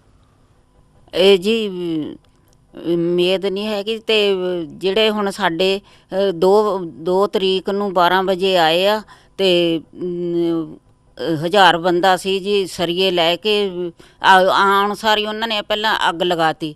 ਫਿਰ ਸਾਡੇ ਮੇਰੇ ਘਰ ਵਾਲਾ ਪਹਿਲਾਂ ਬਾਹਰ ਨਿਕਲਿਆ, ਸੀ ਬਾਹਰ ਖੜੀਆਂ, ਬਾਹਰ ਨਿਕਲਿਆ, ਉਹਨਾਂ ਨੂੰ ਮੇਰੇ ਘਰ ਵਾਲੇ ਦੇ ਸਰੀਆ ਮਾਰਿਆ, ਗਲ 'ਚ ਟਾਇਰ ਪਾਤੇ, ਉਹਦੇ ਅੱਗ ਲਗਾਤੀ ਜੀ। ਜਾਨੂੰ ਫਿਰ ਮੇਰਾ ਦਿਓਰ ਨਿਕਲਿਆ ਜੀ, ਸਾਡੇ 7 ਜੀ ਸੀਗੇ, ਦਿਓਰ ਨਿਕਲਿਆ। ਫਿਰ ਮੇਰੇ ਦਿਓਰ ਨੇ ਜਾਣੀ ਹਮਲਾ ਕੀਤਾ ਉਹਨਾਂ ਦੇ ਨਾਲ, ਤੇ ਉਹਦੇ ਮੂੰਹ 'ਚ ਰੇਤਾ ਪਾ ਪਾ ਕੇ ਉਹਦੇ ਤੇਲ ਪਾਇਆ, ਉਹਨੂੰ ਬੜੀ ਮਾਰਿਆ ਐਨ। ਤੇ ਫਿਰ ਉਦੋਂ ਬਾਅਦ ਜੀ ਸਾਰੇ ਮੇਰੇ ਦਿਓਰ ਆ ਗਏ ਤੇ ਉਹਨਾਂ ਨੂੰ ਅੰਦਰੋਂ ਕੱਢ ਕੱਢ ਕੇ ਸਾਰਿਆਂ ਨੂੰ ਮਾਰ ਦਿੱਤਾ ਜੀ। 2 ਬੱਚੇ ਸੀ ਉਹ ਵੀ ਵਿੱਚੇ ਅੱਗ ਦੇ ਸਿੱਟ ਦਿੱਤੇ ਸੀ ਜੀ। ਅਸੀਂ ਬਹੁਤ ਮਿੰਨਤਾਂਦਾਰੀਆਂ ਉਹਨਾਂ ਦੇ ਕੀਤੀਆਂ ਵੀ ਸਾਡੇ ਬੰਦਿਆਂ ਦਾ ਕੀ ਕਸੂਰ ਆ, ਸਾਨੂੰ ਦੱਸੋ ਤਾਂ ਸਹੀ, ਵੀ ਸਾਨੂੰ ਵੀ ਨਾਲ ਹੀ ਮਾਰ ਦਿਓ। ਤੇ ਉਹ ਸਾਨੂੰ ਐਂ ਧੱਕੇ ਦੇ ਕੇ ਛੱਡ ਦਿੰਦੇ ਸੀ। ਫਿਰ ਮੈਂ ਆਪਦੇ ਦਿਓਰ ਦੇ ਉੱਤੇ ਡਿੱਗਦੀ ਸੀ, ਫਿਰ ਸਾਨੂੰ ਜੱਫਾ ਭਰ ਕੇ ਪਰੇ ਮਾਰਦੇ ਸੀ। ਜਿਹੜੇ ਸਾਡੇ ਬੇਟੀਆਂ ਸੀ ਇੱਕ ਪਾਸੇ ਕਰਤੀਆਂ ਜੀ। ਤੇ ਬਹੁਤ ਬੁਰੀ ਤਰ੍ਹਾਂ ਨਾਲ ਸਾਡੇ ਮੇਰੇ ਘਰ ਵਾਲੇ ਤੇ ਇੱਕ ਸਾਡਾ ਨਣਦ ਦਾ 2 ਮੁੰਡਾ ਸੀ, ਉਹ ਵੀ ਬੜੀ ਬੁਰੀ ਤਰ੍ਹਾਂ ਨਾਲ ਮਾਰਤਾ ਜੀ। ਮੂੰਹ 'ਚ ਰੇਤਾ ਪਾ ਦੇਣ, ਫਿਰ ਪੈਟਰੋਲ ਪਾ ਦੇਣ, ਫਿਰ ਬਾਅਦ 'ਚ ਟਾਇਰ ਪਾ ਕੇ ਅੱਗ ਲਾ ਦਿੰਦੇ ਸੀ ਜੀ। ਤੜਫ ਮਰੇ ਆ ਜੀ। ਸਾਡਾ ਬਹੁਤ ਬੁਰਾ ਹਾਲ ਸੀ ਜੀ, ਬਹੁਤ ਬੁਰਾ ਹਾਲ ਸੀ। ਘਰ ਨੂੰ ਜਮਾਂ ਹੀ ਅੱਗ ਲਗਾਤੀ ਸੀ ਜੀ, ਬਸ ਅੰਦਰੋਂ ਕੱਢ ਕੇ ਸਾਰੇ ਮਾਰ ਦਿੱਤੇ ਜੀ। ਹਾਂਜੀ, ਅਜਿਹੇ ਹਾਲਾਤਾਂ ਦੇ ਨਾਲ ਤੁਸੀਂ ਵੀ 2-4 ਹੋਏ? ਹਾਂਜੀ, ਸਾਡੇ ਵੀ ਘਰ ਦੇ 2, ਇੱਕ ਮੇਰੇ ਹਸਬੈਂਡ ਸੀ ਔਰ ਦਿਓਰ ਸੀ ਮੇਰਾ। ਉਹਨਾਂ ਦਿਓਰ ਨੂੰ ਤਾਂ ਜਿੰਦੇ ਨੂੰ ਜਲਾ ਦਿੱਤਾ ਗਿਆ ਔਰ ਮੇਰੇ ਹਸਬੈਂਡ ਘਰੋਂ ਭੱਜ ਗਏ ਸੀ ਤੇ ਉਹਨਾਂ ਨੂੰ ਸੜਕ ਦੇ ਉੱਤੇ ਜਾ ਕੇ ਮਾਰ ਦਿੱਤਾ ਗਿਆ। ਉਹਨਾਂ ਦੀ ਡੈੱਡ ਬੋਡੀ ਅੱਜ ਤੱਕ ਨਹੀਂ ਮਿਲੀ ਹੈ। ਅਸੀਂ ਅੱਜ ਵੀ ਮਤਲਬ ਉਸ ਹਾਲਾਤ ਨੂੰ ਭੁੱਲ ਨਹੀਂ ਸਕਦੇ ਔਰ ਬਿਲਕੁਲ ਜ਼ਿੰਦਗੀ ਭਰ ਮਰਦੇ ਦਮ ਤੱਕ ਨਹੀਂ ਭੁੱਲਾਂਗੇ। ਸਾਡੇ ਬੱਚੇ ਵੀ ਅੱਗੋਂ, ਔਰ ਮੇਰੀ ਬੇਟੀ ਉਸ ਟਾਈਮ ਤੇ 1.25 ਮਹੀਨੇ ਦੀ ਬੇਟੀ ਸੀ ਮੇਰੀ, ਔਰ ਮੇਰੇ ਵਿਆਹ ਨੂੰ 11 ਮਹੀਨੇ ਹੋਏ ਸੀ। ਅਸੀਂ 30 ਸਾਲ ਹੋ ਗਏ ਜੀ, 30 ਸਾਲ ਹੋ ਗਏ ਨੇ ਅਸੀਂ ਰੋ ਰਹੇ ਹਾਂ ਔਰ ਸਾਨੂੰ ਇਨਸਾਫ ਨਹੀਂ ਮਿਲ ਰਿਹਾ। ਸਾਡੇ ਕਾਤਲ ਸੜਕਾਂ ਤੇ ਅੱਜ ਵੀ ਘੁੰਮ ਰਹੇ ਨੇ, ਸੱਜਣ ਕੁਮਾਰ, ਟੈਟਰ, HL ਭਗਤ, ਇਹ ਸਾਰਿਆਂ ਨੇ ਮਤਲਬ ਮਿਲ ਕੇ ਸਾਨੂੰ ਪਤਾ ਹੈ ਕਿ ਸੱਜਣ ਕੁਮਾਰ ਨੇ ਕਤਲ ਕਰਵਾਇਆ, ਪਰ ਅੱਜ ਕੱਲ੍ਹ ਅਸੀਂ ਕਹਿ ਰਹੇ ਹਾਂ ਪਰ ਨਹੀਂ ਸਾਡੀ ਸਰਕਾਰ ਸੁਣਦੀ ਹੈ। ਤੁਸੀਂ ਪੁਲਿਸ ਤੱਕ ਕਦੇ ਪਹੁੰਚ ਨਹੀਂ ਕੀਤੀ? ਹਾਂਜੀ, ਸਭ ਨੇ ਕੀਤੀਆਂ ਜੀ, ਰਿਪੋਰਟਾਂ ਕੀਤੀਆਂ, ਪਰ ਜੀ ਕੋਈ ਵੀ ਨਹੀਂ ਸਾਡੀ ਸੁਣਵਾਈ ਹੋ ਰਹੀ ਹੈ। ਸਾਰੇ ਕਹਿੰਦੇ ਨੇ ਜੀ ਨਹੀਂ, ਬਸ ਉਹਨਾਂ ਨੂੰ ਕਰ ਦਿੰਦੇ ਨੇ, ਸਾਫ਼ ਕਰ ਦਿੰਦੇ ਨੇ, ਫਿਰ ਉਹਨਾਂ ਨੂੰ ਮਤਲਬ ਕਰ ਦਿੰਦੇ ਨੇ। ਸੱਜਣ ਕੁਮਾਰ ਦੇਖੋ ਸਾਡੇ ਇਲਾਕੇ ਵਿੱਚ ਮਤਲਬ ਉਧਰ ਦੇ ਏਰੀਏ 'ਚ ਸਾਰਾ ਖੜਾ ਹੋਇਆ ਸੀ, ਫਿਰ ਵੀ ਲੋਕਾਂ ਨੇ ਮਤਲਬ ਉਹਨੂੰ ਦੁਬਾਰਾ ਸੀਟ ਦੇਣ ਦੀ ਕੋਸ਼ਿਸ਼ ਕੀਤੀ, ਪਰ ਅਸੀਂ ਲੋਕਾਂ ਨੇ ਫਿਰ ਉੱਥੇ ਦੰਗੇ ਕੀਤੇ ਵੀ ਅਸੀਂ ਕਿਹਾ ਵੀ ਇਹ ਸਾਡਾ ਕਾਤਿਲ ਹੈਗਾ, ਇਹਨੂੰ ਨਹੀਂ ਟਿਕਟ ਦਿੱਤੀ ਜਾਏ। ਉਹਨੂੰ ਦੁਬਾਰਾ ਟਿਕਟ ਦੇਣ ਦੀ ਕੋਸ਼ਿਸ਼ ਕੀਤੀ ਸੀ ਇਹਨਾਂ ਨੇ ਵੀ ਅਸੀਂ ਇਹਨੂੰ ਫਿਰ ਖੜਾ ਕਰੀਏ, ਪਰ ਅਸੀਂ ਉਹਨਾਂ ਨੂੰ ਭੁੱਲ ਨਹੀਂ ਸਕਦੇ ਵੀਰ ਜੀ। ਅਸੀਂ ਬਹੁਤ ਦੁਖੀ ਹਾਂ, ਅਸੀਂ ਬਹੁਤ ਪਰੇਸ਼ਾਨ ਹੈਗੇ ਹਾਂ। ਸਾਡੇ ਬੱਚੇ ਅੱਜ ਵੀ ਰੋ ਰਹੇ ਨੇ, ਅਸੀਂ ਉਹਨਾਂ ਨੂੰ ਭੁੱਲ ਹੀ ਨਹੀਂ ਸਕਦੇ। ਸਾਡੇ ਬੱਚਿਆਂ ਨੂੰ ਪਿਆਰ ਨਹੀਂ ਮਿਲਿਆ, ਜਿੰਨਾ ਚਿਰ ਉਹਨਾਂ ਨੂੰ ਸਜ਼ਾ ਨਹੀਂ ਮਿਲਦੀ ਸਾਨੂੰ ਕਿੱਥੇ ਅਸੀਂ ਭੁੱਲ ਹੀ ਨਹੀਂ ਸਕਦੇ ਹੈਗੇ। ਸਕਦੇ ਜੀ ਜੀ ਬਿਲਕੁਲ ਇਹ ਅਜਿਹੇ ਜ਼ਖਮ ਨੇ, ਅਜਿਹੇ ਦਰਦ ਨੇ ਜਿਹੜੇ ਸ਼ਾਇਦ ਤਾਉਮਰ ਇਹਨਾਂ ਲੋਕਾਂ ਦੇ ਨਾਲ ਰਹਿਣਗੇ। ਇੱਕ ਛੋਟੇ ਜਿਹੇ ਬ੍ਰੇਕ ਲਈ ਰੁਕ ਰਹੇ ਹਾਂ। ਬ੍ਰੇਕ ਤੋਂ ਬਾਅਦ ਮਨਜੀਤ ਸਿੰਘ ਜੀਕੇ ਹੋਰਾਂ ਕੋਲ ਜਾਵਾਂਗੇ, ਕਿਉਂਕਿ ਬਹੁਤ ਸਾਰੀਆਂ ਨਜ਼ਰਾਂ ਹੁਣ ਸਾਡੀਆਂ ਪਾਰਟੀਆਂ, ਸਾਡੀਆਂ ਕਮੇਟੀਆਂ ਦੇ ਵੱਲ ਨੇ, ਜਿਹੜੇ ਇਹਨਾਂ ਦੇ ਨਾਲ ਖੜੇ ਨੇ, ਇਹਨਾਂ ਦੇ ਨਾਲ ਸੰਘਰਸ਼ ਕਰ ਰਹੇ ਨੇ ਕਿ ਵਾਕਈ ਅਸੀਂ ਤੁਹਾਨੂੰ ਇਨਸਾਫ ਦਵਾਵਾਂਗੇ। ਉਹਨਾਂ ਤੋਂ ਹੁਣ ਜਾਣਨ ਦੀ ਕੋਸ਼ਿਸ਼ ਕਰਾਂਗੇ ਕਿ ਹੁਣ ਇਹ ਕੀ ਕੁਝ ਕਰ ਰਹੇ ਨੇ। ਇੱਕ ਛੋਟੇ ਜਿਹੇ ਬ੍ਰੇਕ ਲਈ ਰੁਕ ਰਹੇ ਹਾਂ।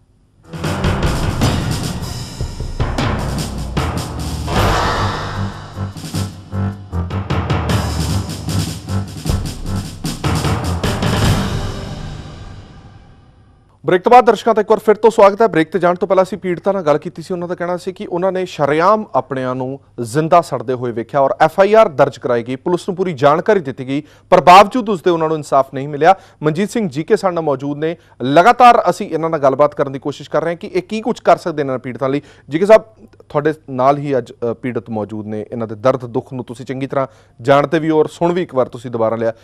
ਇਹ ਕੀ ਉਮੀਦ ਕਰ ਸਕਦੇ ਨੇ ਕਿ ਤੁਸੀਂ ਕੋਸ਼ਿਸ਼ ਕਰੋਗੇ, ਤੁਹਾਡੀ ਪਾਰਟੀ ਕੋਸ਼ਿਸ਼ ਕਰੇਗੀ ਇਹਨਾਂ ਨੂੰ ਇਨਸਾਫ ਦਿਵਾਉਣ ਦੇ ਲਈ?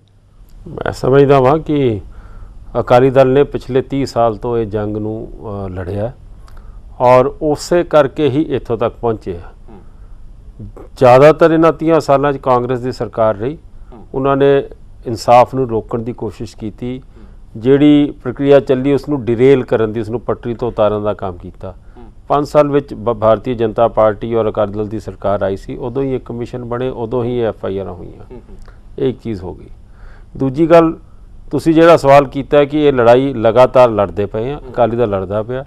ਪਿਛਲੀ ਵਾਰ ਜਦੋਂ ਸੱਜਣ ਟਾਈਟਲਰ ਨੂੰ ਟਿਕਟ ਦਿੱਤੀ ਗਈ ਉਦੋਂ ਕਿਵੇਂ ਲੜਾਈ ਲੜੀ ਗਈ। ਕਰਕਟੂਮਾ ਦੇ ਬਾਹਰ ਜਿਵੇਂ ਅਸੀਂ ਰੋਸ ਮੁਜ਼ਾਹਰੇ ਲਗਾਤਾਰ, ਮਤਲਬ ਇੱਕ ਇਸ਼ੂ ਐਸਾ ਹੈ ਕਿ ਦਿੱਲੀ ਸ਼ਹਿਰ ਵਿੱਚੋਂ ਕੋਈ ਬੰਦਾ ਨਿਕਲ ਕੇ ਆਪਣਾ ਕੰਮ ਛੋੜ ਕੇ ਆਉਣ ਨੂੰ ਤਿਆਰ ਨਹੀਂ। ਅਗਰ ਅੱਜ ਵੀ ਅਕਾਲੀ ਦਲ ਦੀ ਆਵਾਜ਼ ਦੇ ਉੱਤੇ 1500 2000 ਬੰਦਾ ਇਕੱਠਾ ਹੋ ਜਾਂਦਾ ਤੇ ਮੈਂ ਸਮਝਦਾ ਵਾਂ ਕਿ ਲੋਕਾਂ 'ਚ ਹਲੇ ਵੀ ਦਰਦ ਹੈਗਾ।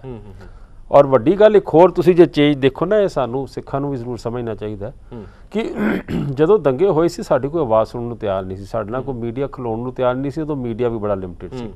ਅੱਜ ਵੱਡੇ ਵੱਡੇ ਚੈਨਲ ਸਾਡੀ ਸਪੋਰਟ ਤੇ ਆਏ ਨੇ। ਜੇ 2005 ਦੇ ਵਿੱਚ ਜਦੋਂ ਐਕਸ਼ਨ ਟੇਕਨ ਰਿਪੋਰਟ ਟੇਬਲ ਹੋਈ ਸੀਗੀ, ਪਹਿਲੇ ਕੈਬਨਿਟ 'ਚ ਇਹਨਾਂ ਨੇ ਰਿਜੈਕਟ ਕਰਤੀ ਕਿ ਕੁਝ ਨਹੀਂ ਹੋਇਆ। ਅਕਾਲੀ ਦਲ ਨੇ ਜਦੋਂ ਜਾ ਸ਼ੁਰੂ ਕੀਤੀ ਤੇ ਪਾਰਲੀਮੈਂਟ ਦੇ ਵਿੱਚ ਜਿਹੜੇ NDA ਦੇ ਘਟਕ ਸੀਗੇ ਉਹਨਾਂ ਨੇ ਤੇ ਆਣਾ ਹੀ ਆਣਾ ਸੀ, UPA ਦੇ ਘਟਕ ਉਹ ਸਾਡੀ ਸਪੋਰਟ ਤੇ ਆਏ। ਸਾਰਾ ਮੀਡੀਆ ਸਾਨੂੰ ਇਸ ਵੇਲੇ ਸਪੋਰਟ ਕਰ ਰਿਹਾ। ਮੈਂ ਸਮਝਦਾ ਲੇਟ ਤਾਂ ਬਹੁਤ ਹੋ ਗਿਆ, ਲੇਕਿਨ ਇੱਕ ਮਾਹੌਲ ਬਣ ਗਿਆ। ਉਸ ਮਾਹੌਲ ਨੇ ਉਹ ਚੀਜ਼ਾਂ ਸਾਬਤ ਕਰਤੀਆਂ ਜੋ ਆਮ ਬੰਦਾ, ਆਮ ਸਿੱਖ, ਆਮ ਸਿਟੀਜ਼ਨ ਇਸ ਕੰਟਰੀ ਦਾ ਕਹਿੰਦਾ ਸੀ ਕਿ ਕਾਂਗਰਸ ਸਾਬਤ ਹੈ, ਉਹ ਸ਼ਾਮਲ ਹੋ ਗਈ। ਸੋ ਇਸ ਕਰਕੇ ਅਸੀਂ ਹੁਣ ਜਿੱਦਾਂ ਅਸੀਂ ਅਗਲਾ ਪ੍ਰੋਗਰਾਮ ਦਿੱਤਾ, ਜਿੱਥੇ ਅਸੀਂ ਇਹਨਾਂ ਦੀ ਰੀਸੈਟਲਮੈਂਟ ਦੀ ਗੱਲ ਹੈ, ਇਹਨਾਂ ਦੀ ਪੈਨਸ਼ਨ ਦੀ ਗੱਲ ਹੈ, ਇਹਨਾਂ ਦੇ ਬੱਚਿਆਂ ਦੀ ਫੀਸਾਂ ਦੀ ਗੱਲ ਹੈ। ਪਿੱਛੇ ਇੱਕ ਕਮੇਟੀ ਰਹੀ, ਉਸਨੇ 12 ਸਾਲ ਕੁਝ ਨਹੀਂ ਕੀਤਾ। ਉਹ ਇੱਕ ਐਸਾ ਵਕਫਾ ਨਿਕਲ ਗਿਆ ਜਿਹੜਾ ਬਹੁਤ ਕੁਝ ਕੀਤਾ ਜਾ ਸਕਦਾ ਸੀਗਾ। ਲੇਕਿਨ ਹੁਣ ਅਸੀਂ ਇਸ ਨੂੰ ਪੂਰੀ ਤਰ੍ਹਾਂ ਨਾਲ, ਭਾਵੇਂ ਵਿਟਨੈਸ ਨੂੰ ਸੰਭਾਲਣ ਦੀ ਗੱਲ ਹੈ, ਦਿੱਲੀ ਕਮੇਟੀ ਬਹੁਤ ਵੱਡਾ ਕੰਮ ਕਰ ਰਹੀ, ਜਿਹੜੀ ਸਾਰੀਆਂ ਗੱਲਾਂ ਕੀਤੀਆਂ ਵੀ ਨਹੀਂ ਜਾ ਸਕਦੀਆਂ। ਲੇਕਿਨ ਅਸੀਂ ਹੁਣ ਐਲਾਨ ਕੀਤਾ ਕਿ ਅਸੀਂ ਸੋਮਵਾਰ ਨੂੰ ਇੱਕ ਮਾਰਚ ਫॉर ਜਸਟਿਸ, ਇਨਸਾਫ ਦਾ ਮਾਰਚ ਅਸੀਂ ਸ਼ਾਮੀ 6 ਵਜੇ ਬੰਗਲਾ ਸਾਹਿਬ ਤੋਂ ਪ੍ਰਾਈਮ ਮਿਨਿਸਟਰ ਦੇ ਹਾਊਸ ਕੱਢਾਂਗੇ ਔਰ ਮਸ਼ਾਲਾਂ ਲੈ ਕੇ ਜਾਵਾਂਗੇ। ਉਹਦੇ 'ਚ ਹਜ਼ਾਰਾਂ ਦਿੱਲੀ ਦੇ ਸਿੱਖ ਔਰ ਜਿਹੜੇ ਪੀੜਿਤ ਨੇ ਉਹ ਸ਼ਾਮਲ ਹੋਣਗੇ। ਔਰ ਉਸ ਤੋਂ ਬਾਅਦ ਅਸੀਂ ਸ਼ੁੱਕਰਵਾਰ ਜਿਹੜਾ ਆਏਗਾ, ਸੋਮਵਾਰ ਤੋਂ ਬਾਅਦ ਅਸੀਂ ਜਿਹੜੀ 84 ਦੀ, ਹੁਣ ਜਿਵੇਂ ਪਿੱਛੇ ਭੈਣ ਜੀ ਨੇ ਗੱਲ ਕਹੀ, ਤੁਸੀਂ ਦੁਨੀਆ 'ਚ ਕਿਤੇ ਕੋਈ ਨਾਂ ਸੁਣਿਆ ਵਿਡੋ ਕਲੋਨੀ? ਕਿੱਡੀ ਮੰਦਭਾਗੀ ਗੱਲ ਹੈ ਕਿ ਦਿੱਲੀ ਸ਼ਹਿਰ ਦੇ ਵਿੱਚ ਵਿਡੋ ਕਲੋਨੀ ਹੋਵੇ, ਹਜ਼ਾਰਾਂ ਵਿਡੋਜ਼ ਜਿੱਥੇ ਰਹਿੰਦੀਆਂ ਹੋਣ। ਅਸੀਂ ਉਸ ਵਿਡੋ ਕਲੋਨੀ ਤੋਂ ਇੱਕ ਮਾਰਚ ਪ੍ਰਧਾਨ ਮੰਤਰੀ ਦੇ ਘਰ ਲਿਜਾਵਾਂਗੇ। ਮੰਗਾਂ ਉਹੀ ਦੋ ਨੇ ਕਿ ਰਾਹੁਲ ਕੋਲੋਂ ਹਿਸਾਬ ਲਓ, ਔਰ ਦੂਜੀ ਗੱਲ ਤੁਸੀਂ ਆਪਰੇਸ਼ਨ ਬਲੂ ਸਟਾਰ ਦੇ ਦਸਤਾਵੇਜ਼ ਤੁਸੀਂ ਕੱਢੋ, ਬ੍ਰਿਟਨ ਨੇ ਕੱਢਤੇ ਨੇ, ਹੁਣ ਤੁਹਾਡਾ ਰਹਿ ਗਿਆ, ਤੁਸੀਂ ਦੱਸੋ ਤੁਸੀਂ ਕੀ ਕੀ ਕੀਤਾ, ਕੀ ਕੀ ਕਰਾਇਆ। ਸੋ ਇਹ ਇਹਨਾਂ ਦੀ ਰਣਨੀਤੀ ਹੈਗੀ ਹੈ ਸ਼੍ਰੋਮਣੀ ਅਕਾਲੀ ਦਲ ਦੀ, ਇਹਨਾਂ ਨੂੰ ਇਨਸਾਫ ਦਿਵਾਉਣ ਦੇ ਲਈ। ਸੁਰਜੀਤ ਸਿੰਘ ਜੀ, ਮੈਂ ਤੁਹਾਡੇ ਤੋਂ ਇਹ ਜਾਣਨਾ ਚਾਹੁੰਦਾ ਕਿ ਸਮੇਂ-ਸਮੇਂ ਤੇ ਵੱਖ-ਵੱਖ ਪਾਰਟੀਆਂ ਇਹ ਕਹਿੰਦੀਆਂ ਨੇ ਕਿ ਅਸੀਂ ਇਨਸਾਫ ਦਿਵਾਵਾਂਗੇ 84 ਦੇ ਕਤਲੇਆਮ ਨੂੰ, ਔਰ ਜਦੋਂ ਇਲੈਕਸ਼ਨ ਨੇੜੇ ਆਉਂਦੀ ਹੈ ਤਾਂ ਹੀ ਕਿਉਂ ਇਸ ਮੁੱਦੇ ਨੂੰ ਅਪਣਾਇਆ ਜਾਂਦਾ ਹੈ? ਤੁਹਾਨੂੰ ਵੀ ਲੱਗਦਾ ਕਿ ਇਸ ਪਿੱਛੇ ਕੋਈ ਰਾਜਨੀਤੀ ਜਾਂ ਰਣਨੀਤੀ ਕੰਮ ਕਰ ਰਹੀ ਹੈ? ਜਿਹੜੀ ਇਨਸਾਫ ਦੀ ਗੱਲ ਹੈ, ਇਹ ਸ਼੍ਰੋਮਣੀ ਅਕਾਲੀ ਦਲ ਵੱਲੋਂ ਤੇ SGPC ਵੱਲੋਂ ਵੀ ਇਹ ਲਗਾਤਾਰ ਤਕਰੀਬਨ 25-26 ਸਾਲ ਤੋਂ ਹਾਈ ਕੋਰਟ ਦੇ ਵਿੱਚ ਵਕੀਲ ਕਰਕੇ ਦੇ ਰਹੇ, ਸੁਪਰੀਮ ਕੋਰਟ ਦੇ ਵਿੱਚ ਵਕੀਲ ਕਰਕੇ ਦੇ ਰਹੇ। ਇਹ ਆਪਣਾ ਪੰਜਾਬ ਦੇ ਵਿੱਚ ਵੀ SGPC ਪ੍ਰਧਾਨ ਸਰ ਅਵਤਾਰ ਸਿੰਘ ਮੱਕੜ ਜੀ, ਦਲਜੀਤ ਸਿੰਘ ਚੀਮਾ ਜੀ ਨੇ ਇੱਕ ਉੱਥੇ ਦੇ MLA ਰੋਪੜ ਦੇ, ਉਹਨਾਂ ਵਰਗਾ ਬਹੁਤ ਵਧੀਆ ਇਨਸਾਨ ਨੇ। ਉਹਨਾਂ ਨੇ ਦੰਗਾ ਪੀੜਤਾਂ ਦੀ ਬੜੀ ਮਦਦ ਕੀਤੀ ਹੈ। ਦਿੱਲੀ ਦੇ ਵਿੱਚ ਸਾਡੇ GK ਸਾਹਿਬ ਬੈਠੇ ਨੇ, ਇਹ ਵੀ ਵਕੀਲ ਕਰਕੇ ਲੜਾਈ ਇਹਨਾਂ ਜਦੋਂ ਤੋਂ ਪ੍ਰਧਾਨਗੀ ਨਾਲ ਸੰਭਾਲੀਏ, ਇਹ ਪਹਿਲਾਂ ਵੀ ਲੜਦੇ ਰਹੇ, ਉਹਨਾਂ ਨਾਲ ਲੜਾਈ ਬਹੁਤ ਤੇਜ਼ ਕੀਤੀ ਹੈ। ਸਾਡੀ ਵੀ ਜਥੇਬੰਦੀ ਹੈਗੀ 1984 ਦੀ ਸਿੱਖ ਕਤਲੇਆਮ ਸੁਸਾਇਟੀ ਹੈਗੀ ਹੈ, ਅਸੀਂ ਵੀ ਲਗਾਤਾਰ ਜਿਹੜੀ ਹੈ ਇਹ ਲੜਾਈ ਨੂੰ ਜਾਰੀ ਰੱਖਿਆ ਹੋਇਆ। ਬੜੇ ਕਈ ਵਾਰ ਧਰਨੇ ਦਿੱਤੇ ਨੇ, ਬਹੁਤ ਲੜਾਈ ਲੜੀ ਹੈ ਤੇ ਲੜਾਈ ਸਾਡੀ ਜਾਰੀ ਹੈ ਤੇ ਇਹ ਲੜਾਈ ਜਾਰੀ ਰਹੇਗੀ। ਹੁਣ ਅਸੀਂ ਜਿਹੜਾ ਨਾ ਅਗਲੇ ਹਫਤੇ ਤੋਂ ਬਾਅਦ ਸਾਡੀਆਂ 5 ਬੀਬੀਆਂ ਜਿਹੜੀਆਂ ਨੇ ਨਾ, ਇਹ 1984 ਦੇ ਜਿਹੜੀਆਂ ਵਿਧਵਾਵਾਂ ਨੇ, ਸਾਡੀ ਬੀਬੀ ਗੁਰਦੀਪ ਕੌਰ ਜਿਹੜੀ ਪ੍ਰਧਾਨਾਂ ਇਹਨਾਂ ਦੀ ਅਗਵਾਈ ਦੇ ਵਿੱਚ ਅਸੀਂ ਇੱਕ ਮਰਨ ਵਰਤ ਜਿਹੜਾ ਅਸੀਂ ਪ੍ਰਧਾਨ ਮੰਤਰੀ ਦੀ ਕੋਠੀ ਤੋਂ ਬਾਹਰ ਇੱਥੇ ਸ਼ੁਰੂ ਕਰਨ ਲੱਗੇ ਹਾਂ। ਜਦੋਂ ਤੱਕ SIT ਨਹੀਂ ਬਣਦੀ, ਸੁਪਰੀਮ ਕੋਰਟ ਨਹੀਂ ਬਣਾਉਂਦੀ, ਉਹਦੀ ਇੱਕ ਡਿਮਾਂਡ ਹੈ। ਇੱਕ ਜਿਹੜਾ ਦਰਬਾਰ ਸਾਹਿਬ ਤੇ ਅਟੈਕ ਹੋਇਆ, ਇਹ ਜਿਹੜੀ ਸੱਚਾਈ ਹੈਗੀ ਹੈ, ਇਹ ਪ੍ਰਧਾਨ ਮੰਤਰੀ ਨੂੰ ਚਾਹੀਦੀ ਹੈ ਉਹ ਸੱਚਾਈ ਦੱਸੇ ਕਿ ਇਹਨਾਂ ਨੇ ਕਿਸ ਮੁਲਕ ਤੋਂ ਮਦਦ ਲਈ ਹੈ ਸਿੱਖਾਂ ਨੂੰ ਖਤਮ ਕਰਨ ਵਾਸਤੇ ਦਰਬਾਰ ਸਾਹਿਬ ਜਿਹੜਾ ਅਟੈਕ ਕਰਾਇਆ। ਇਹ ਸਾਰੀ 2-3 ਮੰਗਾਂ ਸਾਡੀਆਂ ਵੀ ਨੇ, 4 ਮੰਗਾਂ ਨੇ।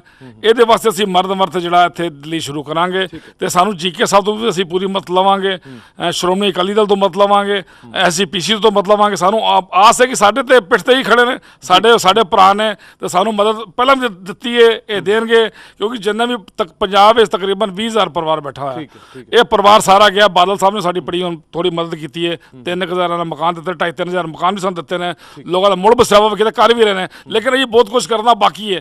ਸਾਡੇ ਜਿਹੜੇ ਸੰਸਾਰ ਵਿੱਚ ਸਿੱਖ ਬੈਠੇ ਨੇ ਨਾ ਵਰਲਡ ਦੇ ਵਿੱਚ, ਅਸੀਂ ਪਹਿਲਾਂ ਸਿੰਘ ਸਾਹਿਬ ਨੂੰ ਮਿਲੇ ਸੀ ਕਿ ਇਹ ਕਹਿੰਦੇ ਕਿ ਰਾਹਤ ਕਮੇਟੀ ਬਣਾਓ, ਤੇ ਪਹਿਲਾਂ GK ਸਾਹਿਬ ਦਾ ਵੀ ਇੱਕ ਪ੍ਰਪੋਜ਼ਲ ਆਇਆ ਸੀ ਕਿ ਇਹ ਬਣ ਜਾਣੀ ਚਾਹੀਦੀ ਰਾਹਤ ਕਮੇਟੀ। ਜਿਹੜੇ 63 ਸਿੱਖ ਨੇ ਵਰਲਡ ਦੇ ਵਿੱਚ, ਜਿਹੜੇ ਸਾਡੇ ਵਿਧਵਾਵਾਂ ਭੈਣਾਂ ਨੇ, ਇਹ ਹਜ਼ਾਰਾਂ ਜਿਹੜੇ ਦਿੱਲੀ ਬੈਠੀਆਂ ਨੇ, ਪੰਜਾਬ ਵਿੱਚ ਬੈਠੇ ਨੇ, ਗਰੀਬ ਲੋਕ ਨੇ, ਜਿਹੜੇ ਰੋਟੀ ਜਿਨ੍ਹਾਂ ਦੇ ਕੋਲ ਇੱਕ ਡੰਗ ਦੀ ਨਹੀਂ ਪੱਕਦੀ, ਜਿਨ੍ਹਾਂ ਦੇ ਬੱਚੇ ਪੜ੍ਹਾਈ ਨਹੀਂ ਕਰ ਸਕਦੇ, ਜਿਹੜੇ ਆਪਣੇ ਬੱਚਿਆਂ ਦੇ ਵਿਆਹ ਨਹੀਂ ਕਰ ਸਕਦੇ, ਉਹਨਾਂ ਵਾਸਤੇ ਅਕਾਲ ਤਖਤ ਸਾਹਿਬ ਦੀ ਅਗਵਾਈ 'ਚ ਇੱਕ ਫੰਡ ਵੀ ਕਾਇਮ ਹੋਣਾ ਚਾਹੀਦਾ ਤਾਂ ਕਿ ਇਹਨਾਂ ਦਾ ਮੁੜ ਬਸੇਵਾ ਵੀ ਹੋਏ ਤੇ ਕਾਤਲ ਸੁਝਾਵਾਂ ਤੇ ਦੁਆਨੀਆਂ ਹੀ ਨੇ, ਉਹਦੇ ਲੜਾਈ ਜਾਰੀ ਰਹੇਗੀ। ਸੰਘਰਸ਼ ਜਾਰੀ ਰਹੇਗਾ। ਠੀਕ ਹੈ। ਗੁਰਚਰਨਜੀਤ ਸਿੰਘ ਲਾਂਬਾ ਸਾਡੇ ਮੌਜੂਦ ਨੇ ਜਲੰਧਰ ਤੋਂ, ਉਹਨਾਂ ਨਾਲ ਗੱਲਬਾਤ ਕਰਦੇ। ਲਾਂਬਾ ਸਾਹਿਬ, ਮੈਂ ਤੁਹਾਡੇ ਤੋਂ ਇਹ ਜਾਣਨਾ ਚਾਹੁੰਦਾ ਕਿ ਇਹ ਦੋਵੇਂ ਮੁੱਦੇ, ਭਾਵੇਂ ਉਹ ਆਪਰੇਸ਼ਨ ਬਲੂ ਸਟਾਰ ਦਾ ਮੁੱਦਾ ਹੋਵੇ ਜਾਂ 84 ਸਿੱਖ ਕਤਲੇਆਮ ਦਾ ਮੁੱਦਾ ਹੋਵੇ, ਤੁਸੀਂ ਬਾਹਰ ਵੀ ਵਿਚਰਦੇ ਰਹਿੰਦੇ ਹੋ, ਬਾਹਰਲੇ ਮੁਲਕਾਂ ਦੇ ਵਿੱਚ ਜਿੱਥੇ ਸਾਡਾ ਸਿੱਖ ਭਾਈਚਾਰਾ ਮੌਜੂਦ ਹੈ, ਉਹਨਾਂ ਦੇ ਵਿੱਚ ਕਿਸ ਤਰ੍ਹਾਂ ਦੀ ਕੀ ਪ੍ਰਤੀਕਿਰਿਆ ਆ ਰਹੀ ਹੈ, ਕਿਸ ਤਰ੍ਹਾਂ ਦੇ ਕੀ ਪ੍ਰਤੀਕਰਮ ਨੇ ਇਹਨਾਂ ਦੋਵੇਂ ਘਟਨਾਵਾਂ ਨੂੰ ਲੈ ਕੇ? ਹੁਣ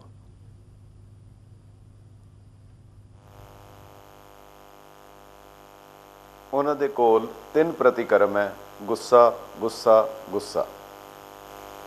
ਬਹੁਤ ਹੀ ਅਫਸੋਸ ਹੈ ਗੱਲ ਤੁਸੀਂ ਜਿਹੜੀ ਕੀਤੀ ਔਰ ਦੱਸੀ ਗਈ ਹੈ ਕਿ 30 ਸਾਲ ਹੋ ਗਏ, ਇੰਨਾ ਲੰਬਾ ਵਕਫਾ ਹੋ ਗਿਆ। ਬਹੁਤ ਅਹਿਮ ਹੈ, ਮਹੱਤਵਪੂਰਨ ਹੈ ਕਿ 1984 ਦੇ ਵਿੱਚ 2 ਕਾਂਡ ਹੋਏ। ਇੱਕ ਤਾਂ ਦਰਬਾਰ ਸਾਹਿਬ ਦੇ ਉੱਤੇ ਹਮਲਾ, ਜਿਹਦੇ ਵਿੱਚ ਨਾ ਕੇਵਲ ਭਾਰਤ ਦੀ ਫੌਜ ਬਲਕਿ ਨੇਵੀ ਔਰ 에ਅਰ ਫੋਰਸ ਪੂਰੀ ਦੀ ਪੂਰੀ ਸਰਕਾਰ ਦੀ ਤਾਕਤ ਔਰ ਬਹੁ ਗਿਣਤੀ ਦਾ ਸਾਥ ਦੇ ਕੇ ਜਿਹੜਾ ਹਮਲਾ ਕੀਤਾ ਗਿਆ। ਔਰ ਉਸ ਤੋਂ ਜ਼ਿਆਦਾ ਮੰਦਭਾਗਾ ਔਰ ਦੁਖਦਾਈ ਇਹ ਸੀ ਕਿ ਜਿਹੜਾ ਗਲਤ ਪ੍ਰੋਪੇਗੰਡਾ ਕੀਤਾ ਗਿਆ ਦਰਬਾਰ ਸਾਹਿਬ ਦੇ ਬਾਰੇ, ਉਹ ਬਹੁਤ ਹੀ ਮੰਦਭਾਗਾ ਸੀ, ਜਿਸ ਨੇ ਐਸੀ ਪਵਿੱਤਰ ਜਗ੍ਹਾ ਨੂੰ ਮੰਦੇ ਲਫ਼ਜ਼ਾਂ ਦੇ ਵਿੱਚ ਦੁਹਰਾਇਆ ਗਿਆ, ਜਿਸ ਦੇ ਬਾਰੇ ਤਾਂ ਗੁਰੂ ਸਾਹਿਬ ਦਾ ਬਚਨ ਹੈ, ਥਾਨ ਸੱਠ ਜਗ ਭ੍ਰਿਸ਼ਟ ਹੋਏ, ਡੂਬਦਾ ਏ ਜਗ। ਪਰ 1984 ਦੇ ਸਾਕਾ, ਨੀਲਾ ਤਾਰਾ ਜਾਂ ਕੱਲੂਕਾਰਾ ਔਰ ਨਾਲ ਹੀ ਦਿੱਲੀ ਦੇ ਕਤਲੇਆਮ, ਇਹ ਜੋ ਸਾਲ 2014 ਹੈ, ਇਹ ਮੰਨ ਲਿਆ ਜਾਏ ਕਿ ਜਾਂ ਹੁਣ ਤੇ ਜਾਂ ਕਦੇ ਵੀ ਨਹੀਂ, ਕਿਉਂਕਿ ਇਹ ਉਸ ਦੀ 30ਵੀਂ ਵਰ੍ਹੇਗੰਢ ਹੈ, 30ਵਾਂ ਸਾਲ ਹੈ। ਇਸ ਤੋਂ ਇਲਾਵਾ ਇੱਕ ਹੋਰ ਵੱਡੀ ਗੱਲ ਹੈ ਕਿ 2014 ਪਹਿਲੀ ਵਰਲਡ ਵਾਰ ਦਾ 100ਵਾਂ ਸਾਲ ਹੈ, ਪਹਿਲੀ ਸੈਂਟੀਨਰੀ ਹੈ, ਪਹਿਲੀ ਸ਼ਤਾਬਦੀ ਹੈ, ਜਿਸ ਨੂੰ ਬਰਤਾਨੀਆ ਨੇ ਮਨਾਉਣਾ ਹੈ ਔਰ ਬਰਤਾਨੀਆ ਦੇ ਮੱਥੇ ਦੇ ਉੱਤੇ ਵੀ ਇੱਕ ਬੜਾ ਵੱਡਾ ਕਲੰਕ ਹੈ। ਦੂਸਰੀ ਗੱਲ ਜਿਹੜੀ ਆਮ ਤੌਰ ਦੇ ਉੱਤੇ ਕੀਤੀ ਜਾਂਦੀ ਹੈ, ਫਲਾਣਾ ਮਾਫੀ ਮੰਗੇ, ਸਰਕਾਰ ਮਾਫੀ ਮੰਗੇ, ਫਲਾਣਾ ਮਾਫੀ ਮੰਗੇ। ਮੈਨੂੰ ਯਾਦ ਹੈ ਬੰਗਾਲ ਅਸੈਂਬਲੀ ਦੇ ਵਿੱਚ ਧਰਮਵੀਰਾ ਗਵਰਨਰ ਸੀ, ਇੱਕ ਕਿਸੇ MLA ਨੇ ਦੂਜੇ MLA ਨੂੰ ਮੁੱਕਾ ਮਾਰ ਦਿੱਤਾ, ਸਪੀਕਰ ਕਹਿੰਦਾ ਯੂ ਵਿਡਰਾ, ਕਹਿੰਦਾ ਆਈ ਵਿਡਰਾ, ਉਹਨੇ ਕਿਹਾ ਜੀ ਗੱਲ ਖਤਮ ਹੋ ਗਈ। ਐਸਾ ਨਹੀਂ ਹੋ ਸਕਦਾ, ਮਾਫੀ ਨਹੀਂ। ਕੀ ਕਿਸੇ ਕਾਤਲ ਦੇ ਕਹਿਣ ਦੇ ਉੱਤੇ ਜਿਹੜਾ ਕਤਲ ਕਰਦਾ ਹੈ, ਜਿਹੜਾ ਦੋਸ਼ੀ ਹੈ, ਉਹ ਹਮੇਸ਼ਾ ਕਹੇਗਾ ਮੈਂ ਅੱਗੋਂ ਨਹੀਂ ਕਰਾਂਗਾ? ਕੀ ਭਾਰਤ ਦੇ ਕਾਨੂੰਨ ਵਿੱਚ ਤਬਦੀਲੀ ਹੋਏਗੀ? ਫਿਰ ਜੇਲ੍ਹਾਂ 'ਚ ਬੈਠੇ ਜਿੰਨੇ ਹਨ, ਜਿਹੜੇ 90 ਸਾਲ ਦੀ ਉਮਰ ਦੇ ਸਿੱਖ ਜੇਲ੍ਹਾਂ 'ਚ ਬੰਦ ਕੀਤੇ ਹਨ, ਉਹ ਮਾਫੀ ਮੰਗ ਲੈਣ, ਸਰਕਾਰ ਉਹਨਾਂ ਨੂੰ ਛੱਡ ਦੇਗੀ? ਦਰਅਸਲ ਇਹ ਸਾਰੇ ਡਰਾਮੇ ਬੰਦ ਹੋਣੇ ਚਾਹੀਦੇ ਹੈ। ਤੀਸਰੀ ਵੱਡੀ ਗੱਲ, ਬਹੁਤ ਵੱਡਾ ਪੰਥ ਦੇ ਕੋਲ, ਸ਼੍ਰੋਮਣੀ ਅਕਾਲੀ ਦਲ ਕੋਲ, ਸ਼੍ਰੋਮਣੀ ਗੁਰਦੁਆਰਾ ਪ੍ਰਬੰਧਕ ਕਮੇਟੀ ਦੇ ਕੋਲ, ਅਕਾਲੀ ਦਲ ਕੋਲ ਇੱਕ ਬੜਾ ਵੱਡਾ ਦਸਤਾਵੇਜ਼ ਹੈ, ਕਾਨੂੰਨੀ ਦਸਤਾਵੇਜ਼ ਹੈ। ਸਰਦਾਰ ਜਥੇਦਾਰ ਗੁਰਚਰਨ ਸਿੰਘ ਟੋੜਾ ਨੇ ਭਾਰਤ ਸਰਕਾਰ ਦੇ ਉੱਤੇ 1000 ਕਰੋੜ ਰੁਪਏ ਦਾ ਹਰਜਾਨੇ ਦਾ ਦਾਅਵਾ ਕੀਤਾ ਸੀ ਜਿਸ ਦੀ ਸ਼ਾਇਦ 32 ਕਰੋੜ ਰੁਪਇਆ ਫੀਸ ਵੀ ਸ਼੍ਰੋਮਣੀ ਕਮੇਟੀ ਜਮ੍ਹਾਂ ਕਰਾ ਚੁੱਕੀ ਹੈ। ਉਸ ਕੇਸ ਦੇ ਵਿੱਚ ਇਤਨਾ ਅਹਿਮ ਹੈ, ਉਹ ਦੱਸਦਾ ਹੈ ਕਿ ਇਹ ਬਲੂ ਸਟਾਰ ਕਿਉਂ ਹੋਇਆ, ਉਸ ਦੇ ਬਾਰੇ ਟੋੜਾ ਸਾਹਿਬ ਦਾ ਬਿਆਨ ਹੈ ਔਰ ਇੱਕ ਬਹੁਤ ਹੀ ਵੱਡਾ ਦਸਤਾਵੇਜ਼ ਹੈ ਜਿਹਦੇ ਵਿੱਚ ਉਹਨਾਂ ਨੇ ਦੱਸਿਆ ਕਿ ਸ਼੍ਰੀਮਤੀ ਇੰਦਰਾ ਗਾਂਧੀ ਨੂੰ ਪੁੱਛਿਆ ਕਿ ਤੂੰ ਸਾਡੇ ਨਾਲ ਕਿਉਂ ਨਾਰਾਜ਼ਗੀ ਹੈ, ਤਾਂ ਉਸਨੇ ਕਿਹਾ ਸੀ ਉਸ ਦਸਤਾਵੇਜ਼ ਵਿੱਚ ਹੈ ਕਿਉਂਕਿ ਸਿੱਖ ਅਕਾਲ ਤਖਤ ਸਾਹਿਬ ਤੋਂ ਮੇਰੇ ਖਿਲਾਫ ਰੋਸ ਮਾਰਚ ਕਰਦੇ ਹਨ, ਉੱਥੋਂ ਮੁਜ਼ਾਹਰਾ ਕਰਦੇ ਹਨ, ਉੱਥੇ ਅਰਦਾਸ ਕਰਕੇ ਮੇਰੇ ਖਿਲਾਫ ਚੱਲਦੇ ਹਨ। ਟੋੜਾ ਸਾਹਿਬ ਨੇ ਕਿਹਾ ਹਾਂ ਅਸੀਂ ਉੱਥੋਂ ਮੋਰਚਾ ਲਾਇਆ, ਇਸ ਕਰਕੇ ਲਾਇਆ ਹੈ ਕਿ 1975 ਦੇ ਵਿੱਚ ਜਿਹੜੀ ਐਮਰਜੈਂਸੀ ਲਗਾ ਕੇ ਜਿਹੜੇ ਲੋਕਾਂ ਦੇ ਬੁਨਿਆਦੀ ਹਕੂਕ ਖੋਏ ਗਏ ਹਨ ਅਸੀਂ ਉਹ ਬਹਾਲ ਕਰੀਏ ਔਰ ਅਸੀਂ ਅਰਦਾਸ ਕਰਦੇ ਹਾਂ ਪਰ ਕਿਸੇ ਦੇ ਵਿਰੋਧ ਵਿੱਚ ਨਹੀਂ। ਅਸੀਂ ਸਤਿਗੁਰੂ ਅੱਗੇ ਅਰਦਾਸ ਕਰਦੇ ਹਾਂ ਕਿ ਗੁਰੂ ਕਿਰਪਾ ਕਰੇ ਅਸੀਂ ਸ਼ਾਂਤਪੂਰਵਕ ਰਹਿ ਕੇ ਅਸੀਂ ਤਸ਼ੱਦਦ ਬਰਦਾਸ਼ਤ ਕਰਦੇ ਹੋਏ ਵੀ ਅਸੀਂ ਜਿਹੜਾ ਇਸ ਚੀਜ਼ ਨੂੰ ਅੱਗੇ ਤੋਰੀਏ। ਤੀਸਰੀ ਗੱਲ, ਇੱਕ ਗੱਲ ਬਹੁਤ ਹੀ ਮਹੱਤਵਪੂਰਨ ਹੈ ਜਿਹੜੀ ਇਗਨੋਰ ਨਹੀਂ ਕੀਤੀ ਜਾ ਸਕਦੀ। 1975 ਦੇ ਵਿੱਚ ਐਮਰਜੈਂਸੀ ਲੱਗੀ, ਸਾਰੇ ਹਿੰਦੁਸਤਾਨ ਦੇ ਉੱਤੇ ਜ਼ੁਲਮ ਹੋਇਆ, ਸਾਰੇ ਹਿੰਦੁਸਤਾਨ ਤੇ ਮੋਰਚਾ ਪੰਜਾਬ ਦੇ ਵਿੱਚ ਲੱਗਾ, ਸਾਰੀਆਂ ਪਾਰਟੀਆਂ ਨੇ ਪੰਜਾਬ ਦੇ ਵਿੱਚ ਅਕਾਲੀ ਦਲ ਦੀ ਮਦਦ ਲਈ, ਅਕਾਲੀ ਦਲ ਨੇ ਅਗਵਾਈ ਦਿੱਤੀ। ਉਸ ਤੋਂ ਬਾਅਦ ਸ਼ਾਇਦ 150 ਕਿਤਾਬਾਂ ਹੈ ਐਮਰਜੈਂਸੀ ਬਾਰੇ, ਕਿਸੇ ਵਿੱਚ ਸਿੱਖਾਂ ਦਾ ਕੋਈ ਜ਼ਿਕਰ ਨਹੀਂ। ਸ਼ਾਇਦ ਸਾਡੀ ਨੀਅਤੀ ਇਦਾਂ ਦੀ ਹੈ, ਸਾਡੇ ਨਾਲ ਇਦਾਂ ਹੋਣਾ ਪਏਗਾ। ਪਰ ਉਸ ਤੋਂ ਵੱਡੀ ਦੇਸ਼ ਦੇ ਲਈ ਸ਼ਰਮ ਦੀ ਗੱਲ ਹੈ 1979 ਦੇ ਵਿੱਚ ਭਾਰਤ ਦੇ ਸੰਵਿਧਾਨ ਦੇ ਵਿੱਚ ਇੱਕ ਤਰਮੀਮ ਕਰਕੇ, ਕਨਸਟੀਟਿਊਸ਼ਨਲ ਅਮੈਂਡਮੈਂਟ ਕਰਕੇ ਸਿਰਫ ਪੰਜਾਬ ਦੇ ਵਿੱਚ ਐਮਰਜੈਂਸੀ ਲਗਾਈ ਗਈ ਜਿਹੜੀ 11 ਸਾਲ ਪੰਜਾਬ ਦੇ ਵਿੱਚ ਰਹੀ। ਕਿਸੇ ਪੋਲੀਟੀਕਲ ਪਾਰਟੀ ਨੇ ਕੋਈ ਮਦਦ ਨਹੀਂ ਕੀਤੀ। ਪਹਿਲੀ ਵਾਰ 1984 ਦੇ ਵਿੱਚ। ਜੀ ਬਿਲकुल जी साहब, मैं एक अहम सवाल जरूर पूछना चाहना। ये पूरा ਜਿਹੜਾ ਲਾਂਬਾ ਸਾਹਿਬ ਨੇ ਜਵਾਬ ਦਿੱਤਾ ਕਿਤੇ ਨਾ ਕਿਤੇ ਸਿਆਸੀ ਜਿਹੜੀ ਹੈ ਨਿਚੋੜ ਹੈ ਜਿਹੜਾ ਉਹ ਪਿੱਛੇ ਜ਼ਰੂਰ ਆਉਂਦਾ ਜੀ, ਸਿਆਸੀ ਮੁਖਾਲਫਤ ਜ਼ਰੂਰ ਆਉਂਦੀ ਹੈ। ਮੈਂ ਪਹਿਲਾਂ ਵੀ ਤੁਹਾਡੇ ਨਾਲ ਗੱਲ ਕੀਤੀ ਸੀ, ਤੁਹਾਡੀ ਪਾਰਟੀ ਤੇ ਵੀ ਇਲਜ਼ਾਮ ਲੱਗ ਰਿਹਾ ਕਿ ਜਦੋਂ ਵੀ ਚੋਣਾਂ ਨੇੜੇ ਆਉਂਦੀਆਂ ਨੇ ਤੁਸੀਂ ਇਸ ਮੁੱਦੇ ਨੂੰ ਭੁਨਾਉਣ ਦੀ ਕੋਸ਼ਿਸ਼ ਕਰਦੇ ਹੋ ਤਾਂ ਜੋ ਸਿੱਖ ਵੋਟ ਨੂੰ ਆਪਣੇ ਤੱਕ ਅੰਦਰ ਲਿਆਂਦਾ ਜਾਵੇ, ਕੈਪਚਰ ਕੀਤਾ ਜਾਵੇ। ਕਿ ਇਸ ਦੇ ਵਿੱਚ ਵੀ ਕੋਈ ਸੱਚਾਈ ਹੈ? ਇਸ ਤਰ੍ਹਾਂ ਹੈ ਕਿ ਅੱਜ ਸਾਡੀ ਪ੍ਰੈਸ ਕਾਨਫਰੰਸ ਸੀ ਔਰ ਇਹ ਸਵਾਲ ਮੈਨੂੰ ਉਹਦੇ 'ਚ ਹੀ ਪੁੱਛਿਆ ਗਿਆ। ਤੁਸੀਂ ਅੱਛਾ ਕੀਤਾ ਮੈਨੂੰ ਸਵਾਲ ਪੁੱਛਿਆ ਔਰ ਅੱਜ ਜਿਹੜੇ ਸਰੋਤੇ ਦੇਖ ਰਹੇ ਨੇ, ਜਿਹੜੇ ਤੁਹਾਡੇ ਵਿਊਅਰਸ ਨੇ, ਉਹਨਾਂ ਨੂੰ ਇਹਦਾ ਜਵਾਬ ਜ਼ਰੂਰ ਮਿਲਣਾ ਚਾਹੀਦਾ। ਸਿਆਸਤ ਸਾਡੇ ਵਾਸਤੇ ਸਿਆਸਤ ਨਹੀਂ, ਸਾਡੇ ਬੜੇ ਦਿਲ ਦੇ ਨਜ਼ਦੀਕ ਮਾਮਲਾ ਹੈ।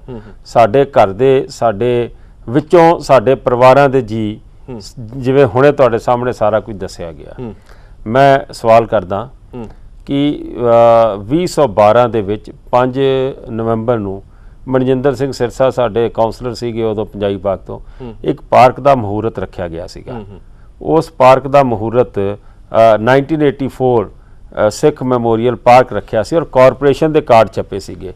ਉਹ ਕਾਰਡ ਜਿਹੜੇ ਛਪੇ, ਪ੍ਰੋਗਰਾਮ ਜਿਹੜਾ ਆਫੀਸ਼ੀਅਲ ਸੀਗਾ, ਇੱਕ ਦਿਨ ਪਹਿਲੇ ਸ਼ੀਲਾ ਦੀਕਸ਼ਿਤ ਇੱਕ ਲਾਈਨ ਦਾ ਨੋਟ ਭੇਜਦੀ ਹੈ ਕਿ ਇਹ ਪ੍ਰੋਗਰਾਮ ਨੂੰ ਪੋਸਟਪੋਨ ਕੀਤਾ ਜਾਵੇ।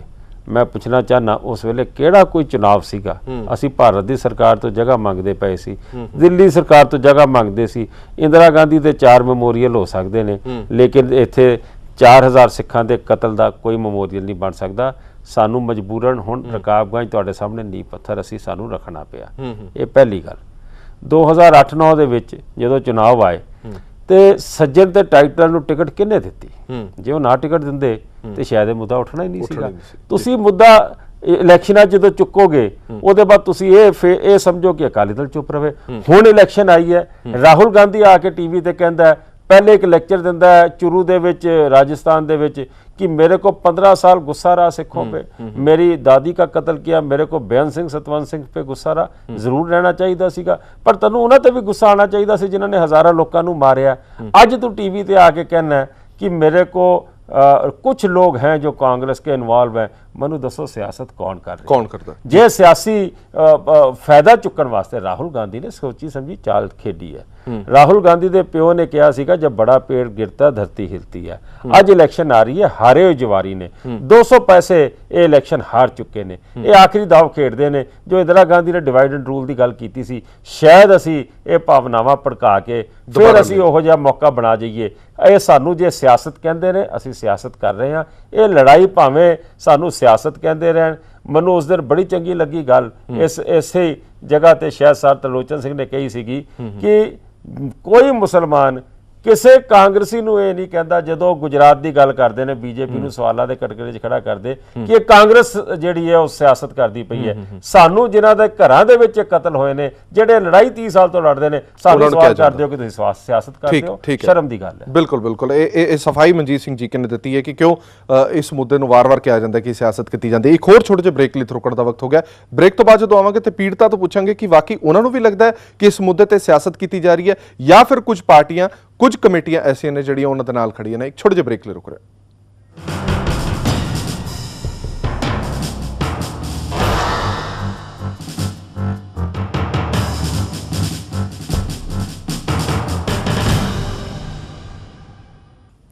ਕਈ ਵਾਰ ਕਿਹਾ ਜਾਂਦਾ ਹੈ ਕਿ 1984 ਦਾ ਸਿੱਖ ਕਤਲੇਆਮ ਮਾਮਲਾ ਹੋਵੇ ਜਾਂ ਫਿਰ ਆਪਰੇਸ਼ਨ ਬਲੂ ਸਟਾਰ ਦਾ ਮਾਮਲਾ ਹੋਵੇ, ਇਹਨਾਂ ਸਾਰੇ ਮਾਮਲਿਆਂ ਦੇ ਉੱਤੇ ਕੁਝ ਰਾਜਨੀਤਿਕ ਪਾਰਟੀਆਂ ਵੱਲੋਂ ਰਾਜਨੀਤਿਕ ਰੋਟੀਆਂ ਸੇਕੀਆਂ ਜਾਂਦੀਆਂ ਨੇ, ਖਾਸ ਤੌਰ ਤੇ ਉਦੋਂ ਜਦੋਂ ਇਲੈਕਸ਼ਨਸ ਨੇੜੇ ਹੁੰਦੀਆਂ ਨੇ, ਜਦੋਂ ਚੋਣਾਂ ਸਿਰ ਤੇ ਹੁੰਦੀਆਂ ਨੇ।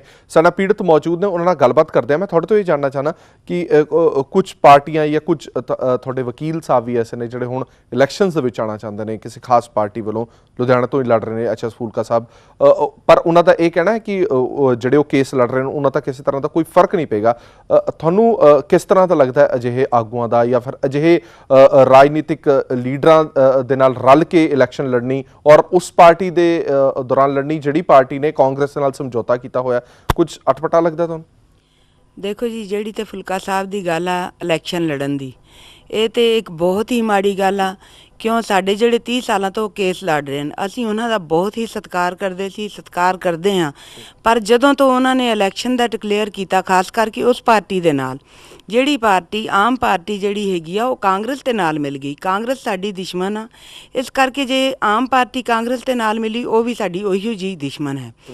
ਤੇ ਆਈ ਜਦੋਂ ਫੁਲਕਾ ਸਾਹਿਬ ਨੇ ਇਹ ਐਲਾਨ ਕਰ ਦਿੱਤਾ ਉੱਥੋਂ ਇਲੈਕਸ਼ਨ ਲੜਨ ਦਾ, ਇਹ ਸਾਡੇ ਵਾਸਤੇ ਇੱਕ ਬਹੁਤ ਹੀ ਦੁੱਖ ਦੀ ਗੱਲ ਆ। ਮੈਂ ਫੁਲਕਾ ਸਾਹਿਬ ਨੂੰ ਇਹ ਕਹਿਣਾ ਚਾਹੁੰਦੀ ਹਾਂ, ਭਾਵੇਂ ਤੁਸੀਂ ਇਹ ਲੱਖ ਵਾਰੀ ਕਹੋ ਕਿ ਸਾਡੇ ਕੇਸਾਂ ਤੇ ਕੋਈ ਅਸਰ ਨਹੀਂ ਪਏਗਾ, ਪਰ ਸਾਡੇ ਦਿਲਾਂ ਦੇ ਵਿੱਚ ਇਹ ਨਿਰਾਸ਼ਤਾ ਜਿਹੜੀ ਪੈਦਾ ਹੋ ਚੁੱਕੀ ਆ। ਸਾਨੂੰ ਮਹਿਸੂਸ ਹੋ ਰਿਹਾ ਕਿ ਸਾਡੇ ਜਿਹੜੇ ਕੇਸ ਹਨ, ਜਿਹੜੇ ਪਹਿਲੇ ਹੀ ਅਸੀਂ ਕਿੰਨੇ ਸਾਲਾਂ ਤੋਂ ਲਟਕ ਰਹੇ ਹਾਂ, ਇਹ ਬਿਲਕੁਲ ਹੀ ਲਟਕੇ ਰਹਿ ਜਾਣਗੇ। ਜਿਹੜੀ ਦੂਸਰੀ ਗੱਲ ਤੁਸੀਂ ਕਹੀ ਆ ਕਿ ਕੋਈ ਸਿਆਸੀ ਲੋਕ ਜਿਹੜੇ ਹੈਗੇ ਨੇ, ਮਤਲਬ ਇਸ ਚੀਜ਼ ਦਾ ਲਾਹਾ ਲੈਣਾ ਚਾਹੁੰਦੇ ਨੇ, ਇਹ ਕੋਈ ਲਾਹਾ ਵਾਲੀ ਗੱਲ ਨਹੀਂ। ਇਹ ਪਰਮਾਤਮਾ ਨੇ ਇੱਕ ਮੌਕਾ ਦਿੱਤਾ ਸਾਨੂੰ, ਖਾਸ ਕਰਕੇ ਸਾਨੂੰ ਪੀੜਤ ਲੋਕਾਂ ਨੂੰ ਇਹ ਮੌਕਾ ਮਿਲਿਆ 30 ਸਾਲਾਂ ਬਾਅਦ। ਪਰਮਾਤਮਾ ਨੇ ਇਲੈਕਸ਼ਨਾਂ ਦੇ ਹੀ ਟਾਈਮ ਤੇ ਜਦੋਂ ਰਾਹੁਲ ਗਾਂਧੀ ਦੇ ਮੂੰਹ ਵਿੱਚੋਂ ਇੱਕ ਗੱਲ ਨਿਕਲੀ ਕਿ ਕੁਝ ਜਿਹੜੇ ਕਾਂਗਰਸੀ ਲੀਡਰ ਹਨ ਇਹ ਇਹਦੇ ਵਿੱਚ ਸ਼ਾਮਲ ਹਨ। ਸਭ ਤੋਂ ਪਹਿਲੀ ਗੱਲ ਹੈ ਭਈ ਅਸੀਂ ਤੇ 30 ਸਾਲਾਂ ਤੋਂ ਚੀਕ ਕੇ ਕਹਿ ਰਹੇ ਸੀ HKL ਭਗਤ, ਜਗਦੀਸ਼ ਟਾਈਟਲ, ਸੱਜਣ ਕੁਮਾਰ ਔਰ ਜਿਤਨੇ ਵੀ ਹੈਗੇ ਨੇ ਭਈ ਇਹ ਸਾਡੇ ਕਾਤਲ ਹਨ, ਪਰ ਸਾਡੀ ਸੁਣੀ ਨਹੀਂ ਗਈ। ਅੱਜ ਉਹਨਾਂ ਦਾ ਹੀ ਜਿਹੜਾ ਪ੍ਰਧਾਨ ਮੰਤਰੀ ਪਦ ਤੇ ਜਿਹੜਾ ਦਾਅਵੇਦਾਰ ਹੈ, ਉਹੀ ਉੱਠ ਕੇ ਕਹਿੰਦਾ ਕਿ ਕੁਝ ਕਾਂਗਰਸੀ ਲੀਡਰ ਜਿਹੜੇ ਹੈਗੇ ਨੇ ਉਹ ਇਹਦੇ ਵਿੱਚ ਸ਼ਾਮਲ ਹਨ। ਇੱਕ ਗੱਲ। ਦੂਜੀ ਗੱਲ, ਇੱਕ 30 ਸਾਲਾਂ ਤੋਂ ਬਾਅਦ ਦੇਖੋ ਜਿਹੜੀ ਦਰਬਾਰ ਸਾਹਿਬ ਦੀ ਕਿਤਨਾ ਵੱਡਾ ਲੋਕਾਂ ਨੂੰ ਇਹਨਾਂ ਨੇ ਭੁਲੇਖੇ ਦੇ ਵਿੱਚ ਰੱਖਿਆ ਕਿ ਇਹ ਦਰਬਾਰ ਸਾਹਿਬ ਤੇ ਜੀ ਅੱਤਵਾਦੀ ਵੜ ਗਏ, ਉਹਨਾਂ ਤੋਂ ਖਾਲੀ ਕਰਵਾਉਣ ਵਾਸਤੇ ਸਾਨੂੰ ਉੱਥੇ ਅਟੈਕ ਕਰਨਾ ਪਿਆ। ਪਰ ਦੇਖੋ ਅੱਜ ਪਰਮਾਤਮਾ ਨੇ ਉਸ ਗੱਲ ਨੂੰ ਵੀ ਕਿਵੇਂ ਸਾਫ਼ ਸਾਹਮਣੇ ਦੁਨੀਆ ਦੇ ਕੀਤਾ ਕਿ ਕਿਤਨੀ ਸੋਚੀ ਸਮਝੀ ਸਾਜ਼ਿਸ਼ ਬਣਾਈ ਇੰਦਰਾ ਗਾਂਧੀ ਨੇ। ਔਰ ਦੱਸੋ ਜਿਹੜੇ ਗੁਰਪੁਰਬ ਵਾਲੇ ਦਿਨ ਉੱਥੇ ਜਿਹੜਾ ਸਰੋਵਰ ਸਾਹਿਬ ਆ ਜਿਹਦੇ ਵਿੱਚ ਦੁਨੀਆ ਜਾ ਕੇ ਇਸ਼ਨਾਨ ਕਰਕੇ ਆਪਣੇ ਦੁੱਖ ਦੂਰ ਕਰਦੀ ਹੈ, ਜਿੱਥੇ ਅਸੀਂ ਜਾ ਕੇ ਮੰਗਾ ਮੰਨ ਕੇ ਸਾਰੀ ਦੁਨੀਆ ਝੋਲੀਆਂ ਭਰ ਕੇ ਆਂਦੀ ਹੈ, ਉਸ ਜਗ੍ਹਾ ਤੇ ਉਹ ਸਰੋਵਰ ਸਾਹਿਬ ਉਦੋਂ ਖੂਨ ਦੇ ਨਾਲ ਇਹਨਾਂ ਨੇ ਲੱਥਪੱਥ ਕਰ ਦਿੱਤਾ।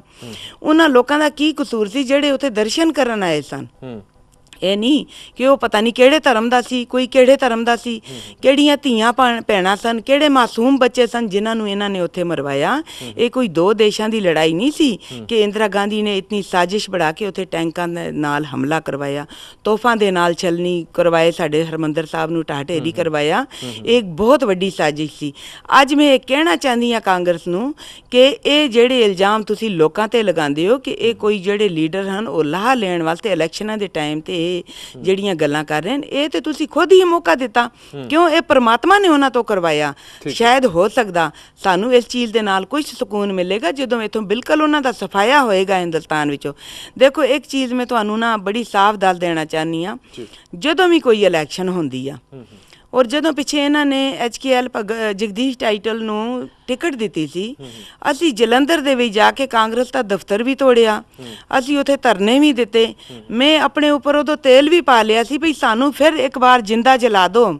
ਉਦੋਂ ਕਾਂਗਰਸੀਆਂ ਨੇ ਖੁਦ ਜਲਾਇਆ ਸੀ, ਅੱਜ ਅਸੀਂ ਖੁਦ ਜਲਣ ਨੂੰ ਤਿਆਰ ਹਾਂ, ਜਾਂ ਇਹਦੀ ਟਿਕਟ ਜਿਹੜੀ ਹੈ ਇਹਨੂੰ ਵਾਪਸ ਕਰ ਦਿੱਤੀ ਜਾਵੇ। ਉਸ ਟਾਈਮ ਉਹਨਾਂ ਨੇ ਟਿਕਟ ਵਾਪਸ ਕੀਤੀ। ਅਸੀਂ ਹਰ ਇਲੈਕਸ਼ਨ ਵਿੱਚ ਇਹਨਾਂ ਦਾ ਵਿਰੋਧ ਕਰਦੇ ਹਾਂ। ਕਿਉਂ ਕਰਦੇ ਹਾਂ? ਸਾਡੇ ਜ਼ਖਮ ਜਿਹੜੇ ਹਰੇ ਆ, ਸਾਡੇ ਜ਼ਖਮਾਂ ਤੇ ਕਦੀ ਮਰਹਮ ਨਹੀਂ ਲੱਗੀ, ਔਰ ਅਸੀਂ ਇਹ ਚਾਹੁੰਦੇ ਹਾਂ ਕਿ ਅਸੀਂ ਆਪਣੇ ਜ਼ਖਮਾਂ ਨੂੰ ਇਸ ਟਾਈਮ ਕਰੇਦ ਕੇ ਉਹਨਾਂ ਤੇ ਖੁਦ ਨਮਕ ਛੱਡ ਕੇ ਉਹਨਾਂ ਨੂੰ ਹਰਾ ਕਰਕੇ ਤੇ ਆਪਣੀ ਉਸ ਤੜਪਣ ਨੂੰ, ਉਸ ਤੜਫ ਨੂੰ ਦੇਖੀਏ ਜਦੋਂ ਅਸੀਂ ਆਪਣੀਆਂ ਅੱਖਾਂ ਦੇ ਸਾਹਮਣੇ ਆਪਣੇ ਜਿੰਦਿਆਂ ਨੂੰ ਜਲਦਿਆਂ ਹੋਇਆਂ ਦੇਖਿਆ।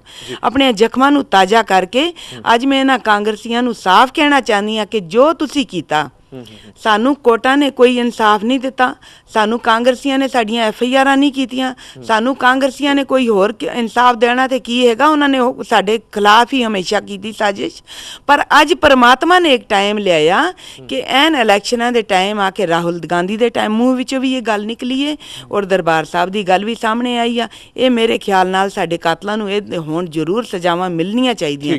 ਮੈਂ ਪੂਰੇ ਜਿਤਨੇ ਵੀ ਸਿੱਖ ਜਗਤ ਨੂੰ ਔਰ ਪੂਰੇ ਸੰਸਾਰ ਦੇ ਉਹਨਾਂ ਲੋਕਾਂ ਨੂੰ ਇਹ ਅਪੀਲ ਕਰਦੀ ਹਾਂ ਕਿ ਇਕਜੁੱਟ ਹੋ ਕੇ ਹੁਣ ਉਹ ਟਾਈਮ ਆ ਗਿਆ ਕਿ ਅਸੀਂ ਦਰਬਾਰ ਸਾਹਿਬ ਦੇ ਤੇ ਜੋ ਅਟੈਕ ਹੋਇਆ ਉਹਦਾ ਵੀ ਜਿਹੜਾ ਇਨਸਾਫ ਲੈ ਸਕੀਏ ਤੇ ਜੋ 84 ਦੇ ਵਿੱਚ ਕਤਲੇਆਮ ਹੋਇਆ ਉਹਦਾ ਵੀ ਇਨਸਾਫ ਲੈ ਸਕੀਏ। ਮੈਂ ਤੁਹਾਡੇ ਤੋਂ ਜਾਣਨਾ ਚਾਹੁੰਦਾ ਜੀ, ਲਗਾਤਾਰ ਹੁਣ ਜਿਹੜੀਆਂ ਕੋਸ਼ਿਸ਼ਾਂ ਤੇਜ਼ ਹੁੰਦੀਆਂ ਜਾ ਰਹੀਆਂ, ਤੁਹਾਨੂੰ ਲੱਗਦਾ ਕਿ ਹੁਣ ਕੁਝ ਇਨਸਾਫ ਮਿਲ ਸਕਦਾ? ਇਨਸਾਫ ਤੇ ਮਿਲਣਾ ਚਾਹੀਦਾ ਤੇ ਮਿਲੇਗਾ ਵੀ। ਅਗਰ ਇਨਸਾਫ ਨਹੀਂ ਦੇਣਗੇ ਇਹ ਤੇ ਇਹ ਕਦੀ ਵੀ ਸੁਖੀ ਨਹੀਂ ਰਹਿ ਸਕਦੇ। ਜੋ ਇਹਨਾਂ ਦੇ ਉੱਤੇ ਕਲੰਕ ਲੱਗ ਚੁੱਕਿਆ ਹੈ, ਇਹ ਕਲੰਕ ਇਹਨਾਂ ਦਾ ਲੱਥਣਾ ਨਹੀਂ ਹੈ ਜਦ ਤੱਕ ਇਹ ਸਾਡੀ ਭਾਵਨਾ ਨੂੰ ਨਹੀਂ ਸਮਝਣਗੇ। ਇਹ ਇਹਨਾਂ ਨੇ ਕਰਵਾਇਆ, ਇਹਨਾਂ ਨੂੰ ਸਭ ਪਤਾ ਹੀ ਕੀ ਕਰਨਾ ਤੇ ਕੀ ਕਰਨਾ ਸੀ, ਤੇ ਜੋ ਇਹਨਾਂ ਨੇ ਕੀਤਾ ਇਹ ਚੰਗਾ ਨਹੀਂ ਕੀਤਾ। ਇਹ ਕੌਮ, ਸਾਡੀ ਕੌਮ ਵਾਸਤੇ ਇਹ ਬਹੁਤ ਹੀ ਮਾੜੀ ਔਰ ਬਹੁਤ ਹੀ ਹਾਨੀਕਾਰਕ ਗੱਲ ਕੀਤੀ ਇਹਨਾਂ ਨੇ, ਪਰ ਇਹਨਾਂ ਨੂੰ ਇਹ ਨਹੀਂ ਕਰਨੀ ਚਾਹੀਦੀ। ਹੁਣ ਇਹ ਕਹਿੰਦੇ ਕਿ ਸਿਆਸੀ, ਇਹ ਸਿਆਸੀ ਕੀ ਇਹ ਖੁਦ ਸਿਆਸੀ ਦਾ ਮੌਕਾ ਦਿੰਦੇ ਕਿਉਂ? ਇਹ ਉਹਨਾਂ ਨੂੰ ਟਿਕਟਾਂ ਨਾਲ ਨਿਵਾਜਦੇ ਕਿਉਂ? ਅਗਰ ਇਹ ਇਹੋ ਜਿਹੀਆਂ ਗੱਲਾਂ ਕਰਨਗੇ ਤੇ ਅਸੀਂ ਚੁੱਪ ਨਹੀਂ ਬੈਠਾਂਗੇ, ਔਰ ਨਾ ਚੁੱਪ ਬੈਠੇ ਆ ਨਾ ਬਾਂਗੇ। ਜਦ ਤੱਕ ਸਾਡੇ ਕਾਤਲਾਂ ਨੂੰ ਸਜ਼ਾ ਨਹੀਂ ਹੁੰਦੀ ਤਾਂ ਤੱਕ ਅਸੀਂ ਇਸੇ ਤਰ੍ਹਾਂ ਹੀ ਲੜਦੇ ਰਹਾਂਗੇ। ਠੀਕ ਹੈ। ਲਾਂਬਾ ਸਾਹਿਬ ਸਾਡੇ ਨਾਲ ਮੌਜੂਦ ਨੇ, ਗੁਰਚਰਨਜੀਤ ਸਿੰਘ ਲਾਂਬਾ। ਲਾਂਬਾ ਸਾਹਿਬ, ਮੈਂ ਤੁਹਾਡੇ ਤੋਂ ਇਹ ਜਾਣਨਾ ਚਾਹੁੰਦਾ ਕਿ ਵਾਕਈ ਜਿਸ ਤਰ੍ਹਾਂ ਤੁਸੀਂ ਕਿਹਾ ਕਿ ਸਾਲ 2014 ਦੇ ਵਿੱਚ ਇਨਸਾਫ ਨਾ ਮਿਲਿਆ ਤਾਂ ਫਿਰ ਕਦੇ ਨਹੀਂ ਮਿਲ ਸਕਦਾ, ਕਿਉਂਕਿ ਕੋਸ਼ਿਸ਼ਾਂ ਵੀ ਤੇਜ਼ ਹੋ ਰਹੀਆਂ ਨੇ ਔਰ 30 ਸਾਲ ਲਗਭਗ ਹੋ ਚੁੱਕੇ ਨੇ। ਸੋ ਹੁਣ ਤੁਹਾਨੂੰ ਲੱਗਦਾ ਕਿ ਇਕਜੁੱਟ ਹੋ ਕੇ ਉਹ ਕੰਮ ਕਰਨ ਦਾ ਸਮਾਂ ਆ ਗਿਆ? ਹੁਣ ਸਿੱਖ ਕੌਮ ਨੂੰ ਕਰਨਾ ਕੀ ਚਾਹੀਦਾ ਇਸ ਪੂਰੇ ਮਾਮਲੇ 'ਚ?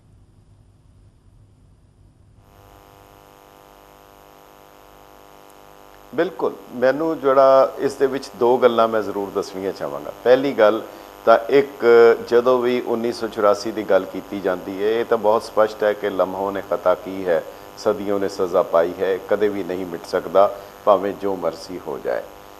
ਰਹਿ ਗਈ ਗੱਲ ਇਨਸਾਫ ਮਿਲਣ ਦੀ, ਉਸ ਦੇ ਵਿੱਚ ਇੱਕ ਰਾਜੀਵ ਗਾਂਧੀ ਦਾ, ਜਿਵੇਂ ਹੁਣ ਰਾਹੁਲ ਗਾਂਧੀ ਦੇ ਉਸ ਵਾਕ ਨੂੰ ਬਾਰ-ਬਾਰ ਦੁਹਰਾਇਆ ਜਾਂਦਾ ਹੈ ਜਿਹਦੇ ਵਿੱਚ ਉਹ ਕਹਿੰਦੇ ਹੈ ਕਿ ਮੈਂ ਉਸ ਵੇਲੇ ਛੋਟਾ ਸੀ, ਮੇਰਾ ਦੋਸ਼ ਨਹੀਂ ਸੀ। ਸਵਾਲ ਹੈ ਕਿ ਡੇਵਿਡ ਕੈਮਰਨ ਖੁਦ ਜ਼ਿੰਮੇਵਾਰ ਸੀ ਜਲਿਆਂਵਾਲੇ ਬਾਗ ਲਈ? ਕੀ ਜਿਹੜੀ ਉੱਥੇ ਦੀ ਮਹਾਰਾਣੀ ਜ਼ਿੰਮੇਵਾਰ ਸੀ ਜਿਸ ਨੇ ਉਸ ਦਾ ਅਫਸੋਸ ਪ੍ਰਗਟ ਕੀਤਾ? ਸਵਾਲ ਹੈ ਕਿ ਜਿਹੜਾ ਵਾਰਸ ਹੁੰਦਾ ਹੈ ਉਹ ਦੋਨੋਂ ਚੀਜ਼ਾਂ ਦਾ ਜ਼ਿੰਮੇਵਾਰ ਹੁੰਦਾ ਹੈ। ਰਾਜੀਵ ਗਾਂਧੀ ਦਾ ਉਹ ਅਮਰ ਵਾਕ ਮੁੜ ਸਾਹਮਣੇ ਆਏਗਾ, ਬਿਲਕੁਲ ਅਮਰ ਵਾਕ ਹੈ, ਜਿਵੇਂ ਹੁਣੇ ਤੁਸੀਂ ਵੀ ਜ਼ਿਕਰ ਕੀਤਾ ਕਿ ਬੜਾ ਪੇੜ ਗਿਰਤਾ ਹੈ ਧਰਤੀ ਹਿਲਤੀ ਹੈ। ਪਰ ਬੜਾ ਹੀ ਅਮਿਊਜ਼ਿੰਗ ਹੈ, ਹਾਸੋਹੀਣ ਹੈ। ਸਾਰੀ ਦੁਨੀਆ ਵਿੱਚ ਇਹ ਤਾਂ ਸੁਣਿਆ ਹੈ ਕਿ ਜਦੋਂ ਧਰਤੀ ਹਿਲਦੀ ਹੈ ਹਜ਼ਾਰਾਂ ਪੇੜ ਉਖੜ ਜਾਂਦੇ ਹੈ, ਹਜ਼ਾਰਾਂ ਦਰਖਤ ਉਖੜ ਜਾਂਦੇ ਹੈ, ਪਰ ਇਹ ਪਹਿਲੀ ਵਾਰੀ ਕਿਸੇ ਨੇ ਕਿਹਾ ਕਿ ਪੇੜ ਗਿਰਿਆ ਤੇ ਧਰਤੀ ਹਿੱਲ ਗਈ। ਇਹ ਕਦੇ ਨਹੀਂ ਸੀ ਸੁਣਿਆ ਜਿਹੜਾ ਹੁਣ ਦੱਸਿਆ ਗਿਆ। ਪਰ ਖੈਰ, ਇੱਕ ਗੱਲ ਇਹਦੇ ਵਿੱਚ ਕਹਿਣ ਵਾਲੀ ਹੈ ਕਿ ਸੰਜੇ ਸੂਰੀ ਵਰਗੇ, ਵੇਦ ਮਾਰਵਾ ਵਰਗੇ, ਜਿਨ੍ਹਾਂ ਦੀਆਂ ਰਿਪੋਰਟਾਂ ਬੰਦ ਕਰ ਦਿੱਤੀਆਂ ਗਈਆਂ, ਹੋਰ ਵੀ ਉਸ ਵੇਲੇ PUDR PUCL ਵਾਲੇ, ਤੇ ਬਹੁਤ ਸਾਰੇ ਕੇਸਸ ਹੈ ਜਿਨ੍ਹਾਂ ਦਾ ਅਜੇ ਰਿਪੋਰਟਾਂ ਦਰਜ ਨਹੀਂ ਹੋਈਆਂ, ਬਹੁਤ ਵੱਡੀ ਗਿਣਤੀ ਵਿੱਚ ਹੈ। ਸੋ ਕੌਮ ਨੂੰ ਜੇਕਰ ਸਰਕਾਰ ਦਾ SIT ਨਹੀਂ ਬਣਦਾ, ਕੰਮ ਨਹੀਂ ਦਿੰਦਾ ਜਾਂ ਨਹੀਂ ਬਣਨ ਦਿੱਤਾ ਜਾਂਦਾ, ਫਿਰ ਇੱਕ ਕੰਮ ਜ਼ਰੂਰ ਹੈ ਕਿ ਪੰਥਕ ਪਾਰਟੀਆਂ ਮਿਲ ਕੇ, ਜਾਂ ਪਾਰਟੀਆਂ ਜਾਂ ਜਿਹਦੇ ਨਾਲ ਸਾਂਝ ਹੋ ਸਕਦੀ ਹੈ, ਅਗਰ ਸ਼੍ਰੋਮਣੀ ਕਮੇਟੀ, ਸ਼੍ਰੋਮਣੀ ਅਕਾਲੀ ਦਲ, ਭਾਰਤੀ ਜਨਤਾ ਪਾਰਟੀ ਦੇ ਨਾਲ ਮਿਲ ਕੇ ਇੱਕ ਪਬਲਿਕ ਕਮਿਸ਼ਨ ਬਣਾ ਦੇਵੇ ਜਿਹੜਾ ਖੁਦ ਹੀ ਇਨਵੈਸਟੀਗੇਸ਼ਨ ਕਰੇ ਔਰ ਉਹ ਰਿਪੋਰਟਾਂ ਜਾਰੀ ਕਰ ਦੇਵੇ, ਅਸਰ ਹੋਏ ਜਾਂ ਨਾ ਹੋਏ, ਪਰ ਘੱਟੋ ਘੱਟ ਇਸ ਨੂੰ ਉਜਾਗਰ ਤਾਂ ਕੀਤਾ ਜਾ ਸਕੇਗਾ।